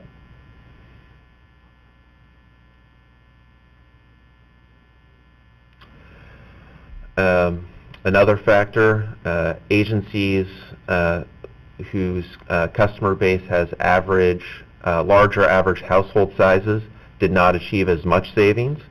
So this sort of gets to the point that it's a lot easier to cut back on your outdoor watering than it is on your basic indoor health and safety watering. And then I guess I sort of threw this one in at the end just as another way to highlight some of the limitations, I think, of what we can really take out of the study. And this is that agencies that had higher temperatures had also higher water use. And so, you know, a lot of these things, you know, your temperature goes up a few degrees, doesn't rain for a while, that can have a much larger effect on your water use than a lot of these other factors. Yeah. So with that, I just wanted to highlight, I think, a few of the conclusions we felt comfortable drawing from the study. First, that water systems with higher pre-drought demands were able to achieve more savings during the drought. Two, that water systems were able to achieve significant water savings during the drought regardless of rate structure. Price increases during the drought were not correlated with water savings. So again, you're in an emergency drought type of scenario. The community, I think, is going to understand that and cut back. The number of warnings and penalties issued were highly correlated with water savings during the drought. And then the last one of the things we saw is that stronger price signals were correlated with lower per capita water use. So not specifically correlated with achieving higher levels of savings within the drought, but correlated with lower baseline levels of water consumption. So with that, before opening it up for questions, our financial contribution to the study was $5,000, participating evenly with the other agencies. And it is an open question if we would like the University of North Carolina to pursue getting some of these findings perhaps published in a peer-reviewed journal article. That option's available. It would likely require an extra financial contribution from the district of a few $1,000s if we were to participate along with other agencies in pursuing that. So that's also an open question we'd like to hear feedback on from the board. So this time, happy to take any questions about the study. I don't have a question of the study. I think it was fairly well presented, and I don't see why it would take a very warped lens to be able to try and read into this that rate-based conservation works. It doesn't. It clearly doesn't. My comments are, we had a presentation with Legal and Voters and PPIC in West Sacramento at a conference several years ago, which Mr. Shaver spoke at, where an economist came in and said, in his studies, rate-based conservation doesn't work. If you want to do conservation, you need it in a drought, particularly in a drought. If there's a goal, is to have conservation during a drought. Our experience without tiered rates, we had 23% conservation. If we'd had tier rates, I suggest that we would have also had a 23% conservation approximately. It's not a factor from a conservation standpoint. It may be a way to generate additional revenues, because our problem was when people stopped using water. My personal philosophy is that water is a wonderful thing and we should encourage its use when it's available. And we have a clear evidence that when we go into a drought and we have less, people will voluntarily reduce their consumption. That the social media that comes with the regional media is incredibly effective. And it raises questions as to whether we even need to have a robust conservation efforts at the local level when you have regional media. Do we need to beef up our conservation efforts in the local? Because we're still going to get basically the same result. So as we go into this and you look at whether this leads into the tiered rate discussion, hopefully we will not use conservation as one of the rationales for supporting tiered rates. Thank you. So I think to clarify, this study is done during drought conditions, right? So we should not be able to draw a parallel outside drought condition. In fact, actually one of your conclusions says that outside the drought, price signal does make a difference in terms of water usage. So, correct, the study period was within the drought, so we should be very cautious about applying any certain findings to non-drought periods. One of the findings of the study is that there is a correlation between price signal and per capita use. There was no correlation between the price signal and sort of savings during the drought, but there was the correlation between the price signal and the baseline per capita use. And the data, there are limitations in the study in terms of if you limit it during the drought, when you're talking about price signal versus water conservation, it could have been that there are certain very large households that could no longer conserve anymore regardless how much you are paying, right? So I'm a little bit cautious that we shouldn't draw too broad of a conclusion, assuming that this is the be-all and end-all. I think this is a very good study that provides us an additional line of evidence when we start talking about rate structure, the effect of conservation, the effect of tier rates. I think it could be a tool, but I don't think it's robust enough to draw a very concise conclusion or definite conclusion from it. In terms of your questions about paying additional dollars, that piqued my curiosity because in my day job we do a lot of research. I do pay people to do the work, the collection, the analysis. But generally people come to me to ask for data so they could publish their paper, and I never have to pay them, or very rarely. So what gives? Yeah, I agree that it felt to me very unusual that they would be asking us to pay them to publish something when typically I would think that's sort of their primary job, is sort of in the academic world, is to try to get articles published. You know, I don't want to really speak for the other agencies and what some of their interests might be. So, you know, so I'm a little hesitant to sort of go too far down the line of where there may have been some interest there. But certainly that was a question Mr. Shaver and I had, like, why would we be paying them to do this? And ask them to get a little grant from the basketball team's budget. So I can, if I may, to be fair to UNC, Contra Costa and Mesa were the sort of two leads, and they're interfacing with UNC. So at the conclusion of the study, the two agencies felt that maybe there's an opportunity here to do a press release and to do outreach, and shared that with the with the 8 other agencies, and John and I had a conference call yesterday to talk about the pros and cons of that. We advocated that, this is a pretty complex topic to try to do some general public outreach, and ultimately the group, I think, saw it our way. In fact, there's more downsides than upsides for a number of reasons, in my view. So where we landed was perhaps to develop a fact sheet that summarizes the study, and one of those facts might say something like the price of water does have a correlation with water use efficiency, but only at a certain point, because if you're paying either $5 or $10 a month, you can double the cost of water, but it's not reaching a threshold where people are going to bother being efficient. But I think under normal conditions, it did show that there's a correlation. But during a drought, as Director Weed would put it, there's more, society factors that factor into people's water use. Just a couple of other little things. Where we also landed was we did some good research here.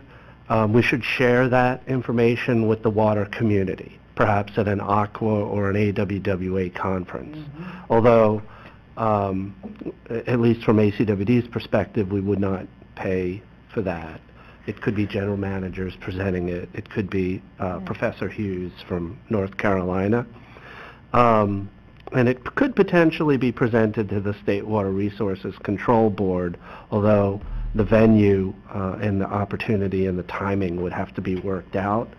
On the peer review issue, to be fair again to UNC, the 2 lead agencies requested a quote to do some public, sort of a general press release and public outreach, develop a website. So it would be a tool where you could go in and kind of see how your agency's water demand might be impacted, as well as perhaps doing peer review. And they received a sort of a lump sum cost for all that. So we don't know exactly yet what the peer review component would cost, and we're being conservative, but I kind of opted out on that. So the current plan for the agencies is if they want to do that, they might do it by passing a hat. And unless I heard a strong desire for the board, from the ACWD board, that you really want this to get peer reviewed, we will pass on that. So that's where we are with that, just to provide a little more detail. I think peer review is interesting but not necessary. And in terms of peer review, I don't mean publish a journal article and wait for people to comment. In the form of peer review that would be acceptable to me would be actually forming a group of experts to look at it.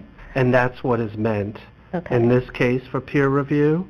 It still may be submitted to like the AWWA journal, but typically they want even those publications to be peer reviewed, real peer reviewed. Right, but those peer reviews come with the journal publications. Yeah, it's already baked in to the journal. So right.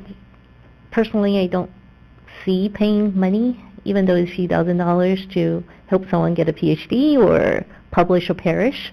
But if there's concrete items, such as developing a fact sheet, something that ACWD could actually use, then I'm willing to discuss it. Okay. It doesn't necessarily surprise me that there was findings all over the board, and savings doesn't necessarily tie itself to cost. But I think we need to look at that in some cases it does tie itself to cost, particularly at the income level of the individual. For certain individuals and customers, it was a definite issue. And we can't lose sight of that. Now, social media, the governor stepping in and doing what he did, I think, really helped. Having the governor stand in a field of dirt that should be covered in snow was very, very effective. Had he not done that, if the governor didn't really care, our same results may not have been the same. We were able to use that. In fact, some of us may not be here today because we were out in front of the state when we did what we did, and we took some hits for it because I'm not sure the message was out there how bad it was. But certainly our ratepayers stepped up. I mean, one just had to drive around and you'd see how many dead lawns there were. It was phenomenal what we did as a district and what they did as ratepayers. But I agree actually with Director Weed. I don't think it had to do with the cost of the water. People would have been able to find it. There is a small percentage, however, where it definitely had an impact. And I don't think we should lose sight of that. As far as, taking this out further, it kind of told me what I thought we'd probably find. And I agree with Director Weed that, in general, it was the governor standing in a dirt field that should have been under 6 feet of snow. That gets a message out really good. So if you can get the governor, if you can get Oprah to go out there on her show and say we're in a drought, yeah, we're going to do great. But if you don't get them, that's the question I have. What happens if you don't get that? What happens if you don't get Facebook push forward your message? And that's where maybe the study doesn't really look at that. It doesn't say that, where your messaging was and who drove your message. I mean, people are willing to spend huge amounts of dollars on a Starbucks coffee. I would have spent it for the Starbucks toasted cheese, which they've dropped. So I don't go to Starbucks anymore. But, costing water, it's all perception. People will come in and will argue about a $2 rate increase, yet they will go to Starbucks and buy a $10 cup of coffee. So how do you take this and say that, $2 rate increase is going to result in conservation? It probably won't, but it does with some. So I don't see a need to spend any more money and go out and advertise our results. I mean, the results they're interesting. They kind of verify what we thought. Well, I'm not sure we thought that way. Well, no, I mean, I never really was a firm supporter in that this is what we had to do to save water, that money was going to do it. It will with certain members of the public. With others, you have to have that message of the governor standing in a field of dirt where it should be 6 feet of snow. No. And that works. No. As policymakers, hopefully, in implementing the policies of this district, it's really the general trend. The report itself will be viewed as politically incorrect. The Environmental Defense Fund and others who use rate-based conservation as the core of their arguments, State Water Resource Control Board and others who bought into that.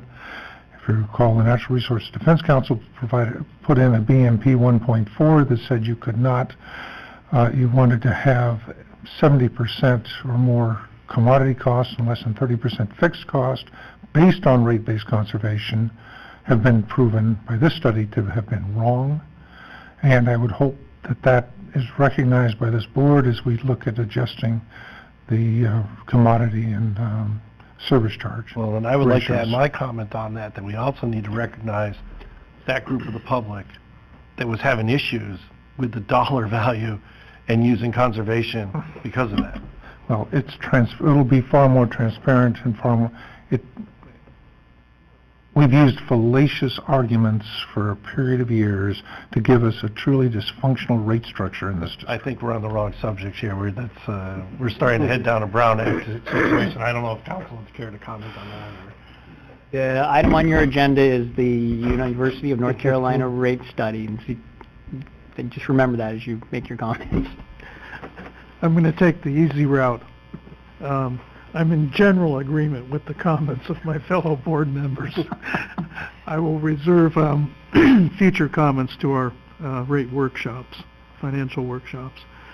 So with the board's consent, we'll move on the agenda? Okay. Yeah. So we move to item 6.4, the general manager's report. Thank you, President Sethy. During the board's recent strategic planning effort, it was you, the president of the board, that advocated that ACWD should consider receiving the District of Distinction accreditation from the Special District Leadership Foundation. If we did this, this would put ACWD in a pretty exclusive group. I reviewed their website on Tuesday, and 33 special districts currently have this accreditation. And I counted a total of 15 water districts and municipal water districts combined. And there are roughly 4,200 special districts in the state of California. So I think that's pretty exclusive. The accreditation is designed as a way for districts to highlight their prudent fiscal practices along with other areas important to effectively operate and govern a special district. Districts of distinction earn the right to use the seal on materials. To be eligible to be a district of distinction, ACWD would need to demonstrate that it has sound policies in the areas of governance, board conduct, district finances, transparency, and reserves. More specifically, ACWD would need to meet the following three requirements. Number one, ACWD has clean financial audits and operates in a fiscally responsible and transparent manner. ACWD's recent financial audits and our previously obtained certificate of transparency meet these requirements. Number two, ACWD has current and relevant policies and procedures in place that conform to all statutes and regulations under state law. The board rules and code of conduct that you recently adopted a couple of years ago likely fulfill this requirement. And number three, ACWD places an emphasis on continuing education completed by having each of the district's board members and executive staff complete training in ethics, governance, and leadership. The board and executive staff are already in compliance with the state's AB 1234 ethics training and AB 1825 harassment prevention training. However, some additional training in the areas of governance would be required, and that's where we fall just a little short for meeting the requirements. We're pretty close. One of the best ways to fill the training requirement is to attend one of CSDA's Special District Leadership Academy conferences. In 2018, there are 3 conferences available. I would recommend that the board members and executive staff attend either the April 15th through 18th conference in Monterey or the July 8th to 11th conferences in Napa. Director Akbari has already attended one of these, so he checks that box. There's one in La Quinta, but you would have to sign up before January 5th to receive the early bird discount, and it requires more travel expenses. So I think that one's going to be off the book. So we could even get group discounts for these things. So these conferences are also already pre-approved by the board, so the committee does not have to consider that you formed today. And so therefore no board action would be necessary, and I would suggest that you all work with Gina to register, and hopefully by the end of the year we will conform and be accredited from the Special District Leadership Foundation. I signed up for the one down in Seaside really out of convenience for traffic and other things. The other one's up in Santa Rosa, and there's never a good way around the Bay Area trying to get home from there, right? So, I'm signed up. I'll plan on going, but I'm not sure which one yet. I can't make the July, so I'm going to have to shoot for the April. I haven't told you that yet. Do we have anybody on staff that needs to go to the governance? Yes, we do have some requirements that we will have to fulfill too. We will do that, and we will make sure that when the board is ready, we'll be ready.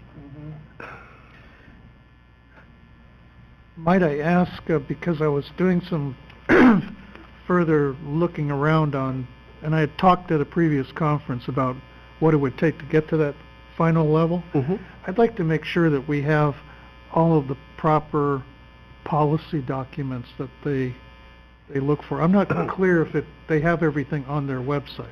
I get the feeling that they want to see your finance department set of policies and budget procedures, and then the board one. And I'm 99% sure that we have everything, but we'll start early and start getting them these materials, so we'll make sure that there aren't any missteps there. And we have some insider information.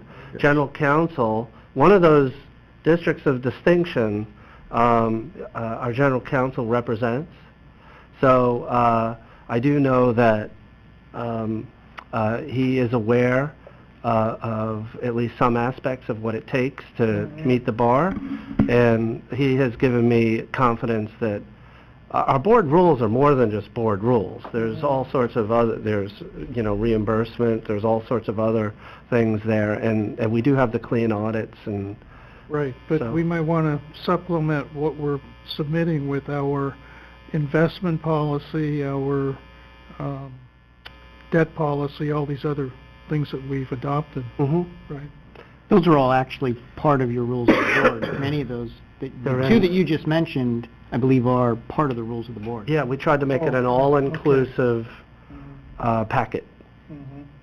So I think I'm pretty confident. We haven't made a submittal yet, because this is basically the board's last chance to say no thank you. But if I don't hear anything this evening, we're just going full forward with the idea that we'll go ahead and reel in this sucker. Our local representative with CSDA is Colleen Haley. She used to work for Senator Wykowski. And so I mentioned to her yesterday at the Alameda County Special Districts Association meeting that we were shooting for this target. So she was really pleased that somebody in her local area, in her region, is making the effort. And she said she will do everything to help us out. Very good. Okay. Can I make one quick correction to, I made a statement earlier that St. Paul was not a corporate office. I clicked on a different link, and it is the headquarters, so I apologize. Okay, Oh, that was we have of a EMA. Correct. Second report from the general manager. Okay, so I have been in discussions with a couple of different directors, and Mr. Stevenson has an item responsive to a request that has been made in the past to assist directors in correlating the agenda and the location of each agenda item, so that you can assure yourselves that the proximity of what you'll be voting on a particular evening is not in near proximity to properties that you might have an interest in, to avoid a potential conflict of interest. So we wanted to give the board, we look at this for every board meeting, but we also wanted to give the board a tool that you can assure yourselves whether or not there is a potential issue. So I'll let Mr. Stevenson explain the map. Well, thank you, Mr. Schaefer. I think you've taken us a ways down that road. I think this is a relatively brief item. It's just to give you a bit of an opportunity to take a look at what staff is working on in terms of the ability to provide that advanced information relative to board agenda items and their proximity to properties that have been identified by members of the board as having some interest in those properties. And so as you can see on the map, we have not only sort of the yellow push pins as icons indicating the locations of the various board agenda items, but also those properties that have been identified by members of the board. So you can see on your hard copy, and I'll also kind of show you on the overhead here. What you're looking at here is sort of the draft map. This is a version of the map for this board meeting. And as an example here, kind of zooming in on an area here where item 4.3 is indicated with the push pin, and you can see that's relative to the locations of a number of director properties and or properties that the directors have interest in. With regard to those properties, as they're shown on the map, you have two different radii around those properties. You have a 500-foot radius around each of the properties that's shown in sort of that darker beige color, and then you have a 1,000-foot radius around each property, just to answer the question, what is within that radius. Some directors have indicated that they want notice about properties that are even further and then the 500-foot radius, so it just kind of provides that additional information. So this is just basically a check-in before staff begins to provide this information on a routine basis. What staff is planning to do is to furnish these maps along with, but not necessarily part of the board packet, but along with the board packet prior to each board meeting. So each director can see the locations of the various items relative to the properties. Staff would, of course, continue to endeavor to ensure that the directors, that we're reaching out in advance as well. But this provides you some additional information. So I welcome any thoughts or suggestions about this approach before we begin taking this approach. Can I just say thank you? I was the one who requested the map. Sure. This is above and beyond what I have envisioned. What triggered the original request was it was an emergency item and it came to us without a map. Correct. So this definitely makes it even a lot more easier for me, because usually I'll pull all those parcel maps or agreement maps and try to map it out. So thank you. Oh, sure. And so you'll be sending a version of this with every packet? That's the plan, correct. Okay, thank you. Any other general? No, if the board is satisfied with this approach, I think Mr. Stevenson and his team have leveraged GIS, so we bang in a cross streets or property of our projects in a spreadsheet, and the map is automatically created. So it was more than I was expecting. I was expecting more like we had sort of a whiteboard with a dry erase thing on it over here. So if this meets your needs, then staff is satisfied. Actually, I have one request. When you send it to us, if you decide to PDF, make it in high enough resolution. Because right now some of the smaller streets are fuzzy. And the idea is that if we get in sort of within the 1,000-foot band, then of course we would provide more detailed information. Then that would work too, then you can leave it as is. Okay. Well, whatever, and I've also checked in with Director Akbari on this and kind of confirmed that 1,000 feet seems about right.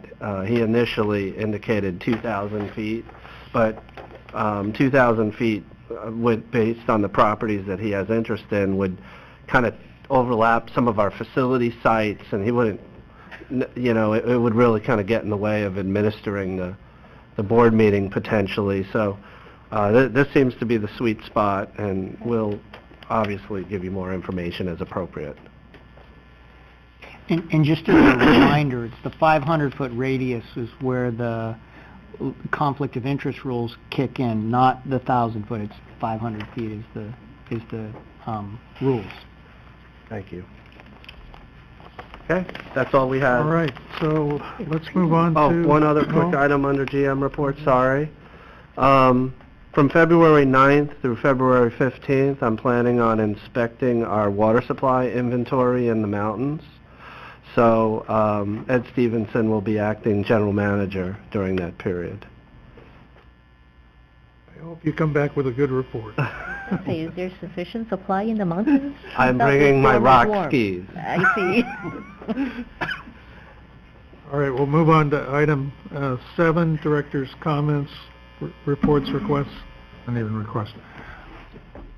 You know, I have a fear that we're going into another drought.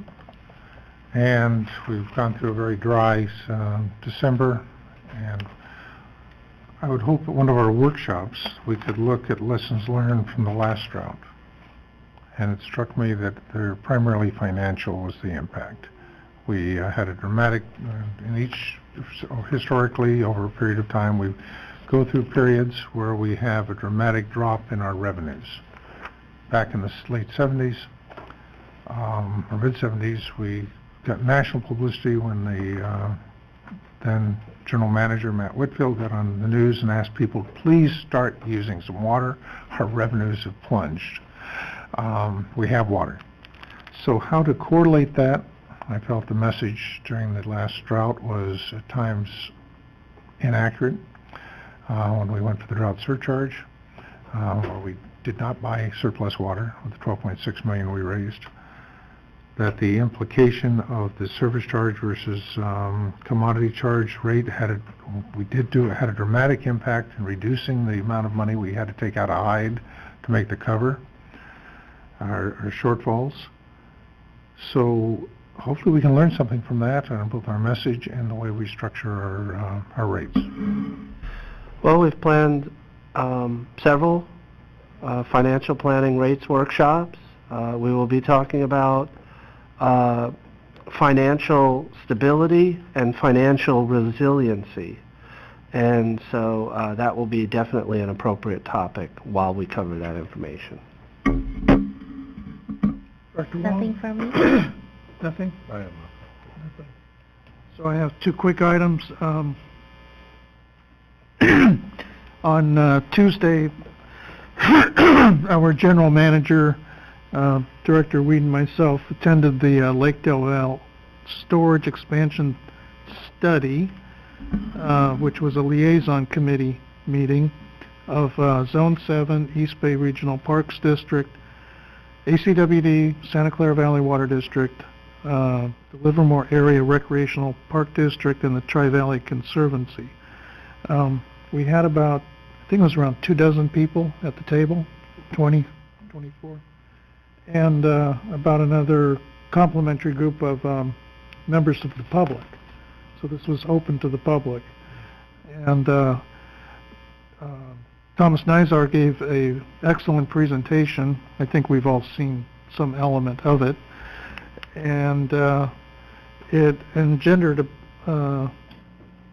started at 10:30 and the discussion went to noon on this one presentation. So it was a pretty lively discussion.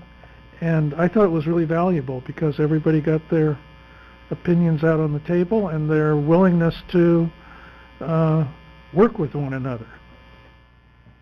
And note that Director Sethy was able to introduce Director Gunther's idea of marking the watershed on the trails, and that received an enthusiastic response, including the General Manager, East Bay Regional Park District. We made progress. We had the General Manager, the Assistant General Manager, and Ann Weiskamp as a board member there. And Ann was really enthusiastic about it, and the Assistant GM and Assistant GM said, well, why hasn't this gotten done? And so we have the Assistant General Manager now going back to pound the table with his folks. And the General Manager made a commitment to accomplish that. Right. So we'll see General this Manager of the get East Bay done. Regional Park District. All right. Yeah, likely with the caveat that ACWD pays for the sign. And Well, they maintain it? Just being clear. Not And Zone certain we're 7. looking for a neon But- sign here, But the real issue has been who does the maintenance of the sign. And post-meeting conversation, they sounded open, because we don't have a presence in San Ramon. And that should be something that East Bay Regional Park District should be able to do. Yeah, and the assistant GM said maintenance should not be an issue that's holding this up, especially because we have all the artwork, the educational materials done for all the signage. It's been a done project except for putting it out in the field. So thank you for bringing that up. I wanted to bring up one other item, which I'm not sure all of us are really aware of here, but I was kind of stunned by this statistic that in the entire state park system, the Lake Del Valle area, which is under the state park system, represents 20% of all attendance for all parks in the state. Well over 440,000 people a year going to Lake Del Valle. And it represents 20% of all the attendance traffic at state parks throughout the state. It was interesting to note that an additional party was suggested to be involved in any discussion with Del Valle, and that's the state park system. East Bay Regional Park District said they have a right to be there because of an agreement they have with the state park system, although the Department of Water Resources owns and operates the land. And they're doing and allowing East Bay Regional Park District on site at the request or directive of the state park system. However, conspicuous by their absence at this liaison meeting were representatives from the state of California. Yeah, what was additionally interesting, because I was not aware of it, was that the state legislature passed legislation to have the state park system sign the contract with East Bay Regional Parks District. I always thought it was DWR.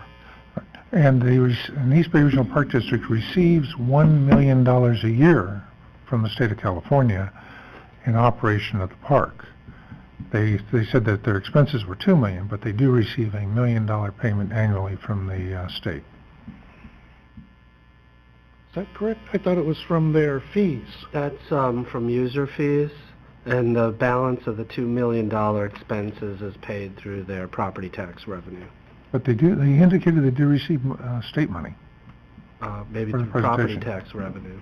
That State doesn't get the property tax. That's a local county and below. You may be right, but that's not the way I heard it. Lastly, I'd like to close on the Alameda County Special Districts Association meeting yesterday, and I brought this to Mr. Shaver's attention. First of all, Mona Palacios, who's been the executive officer going back quite a number of years, is leaving her post this Friday, and she is moving into an executive position at East Bay Regional Parks District, working in the general manager's office. So the county is appointing an interim executive director to LAFCO. Second, she gave us a presentation on a strategic planning off-site that they had for the commissioners of LAFCO at the end of the fall, and that they came up with a list of 13 things that they all had an interest in getting done in the county. They pared it down to 7 items, which is now part of their strategic plan. And the number 2 item on that list, which was ranked by voting, number of votes, is water supply, water sustainability, wastewater, stormwater issues, and recycled water. And they have put out an RFP with an early February deadline for a consultant to come on board. And they're going to do a review of the sphere of influence for all the water agencies in the county, water supply assessment. They want to come up with a county-wide numbers on what's going on with water. And there's a real emphasis on recycled water as part of what they're spearheading. So I asked what the impetus of this was.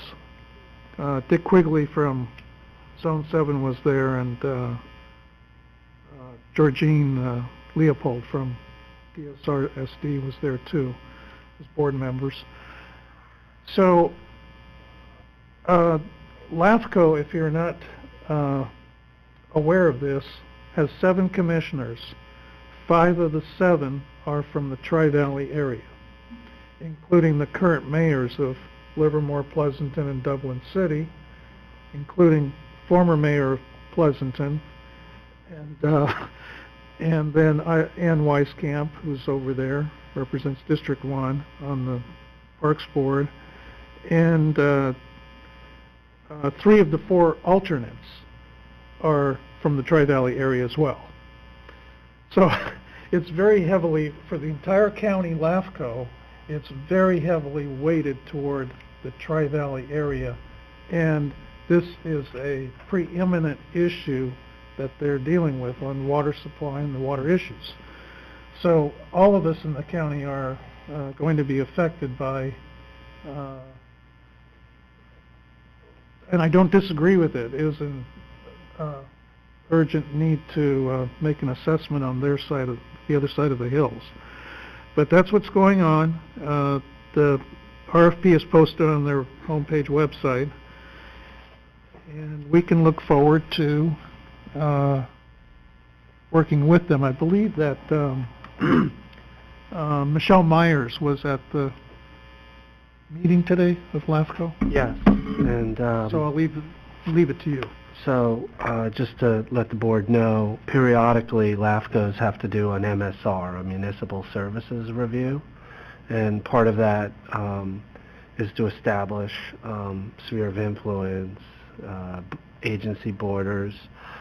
We will be closely following that process for a number of reasons, and keep the board appraised as appropriate. I was also told by Mona that this was really driven by our good friend John Marchand, former ACWD alumni, mayor of Livermore, and that this is his number one thing that he would like to see the commissioners accomplish. And just near one term. other piece of news, Joni Patillo was appointed as the interim executive officer with Mona's departure. According to Michelle, it doesn't sound like she's going to be interested in a full-time position. She was the city manager for Dublin until 2013 and has been a special assistant to the county administrator.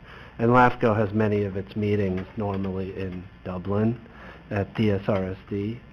So, yeah, we have and we will continue to follow the MSR, but that's kind of a routine thing that they have to do.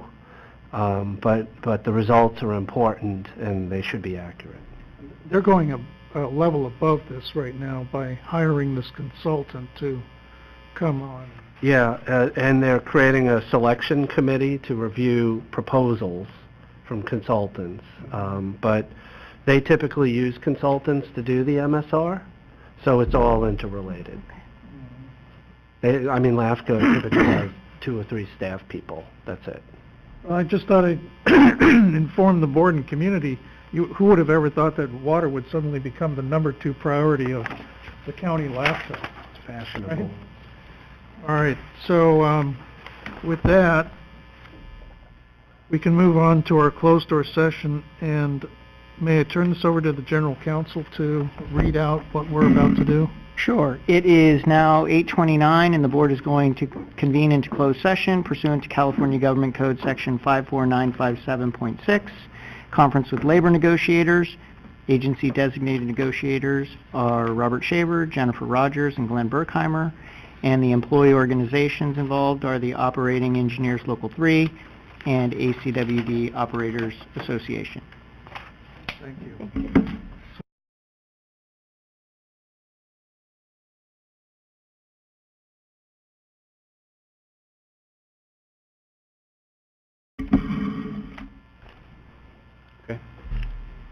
9:26, and we are re-adjourning the meeting after closed-door session.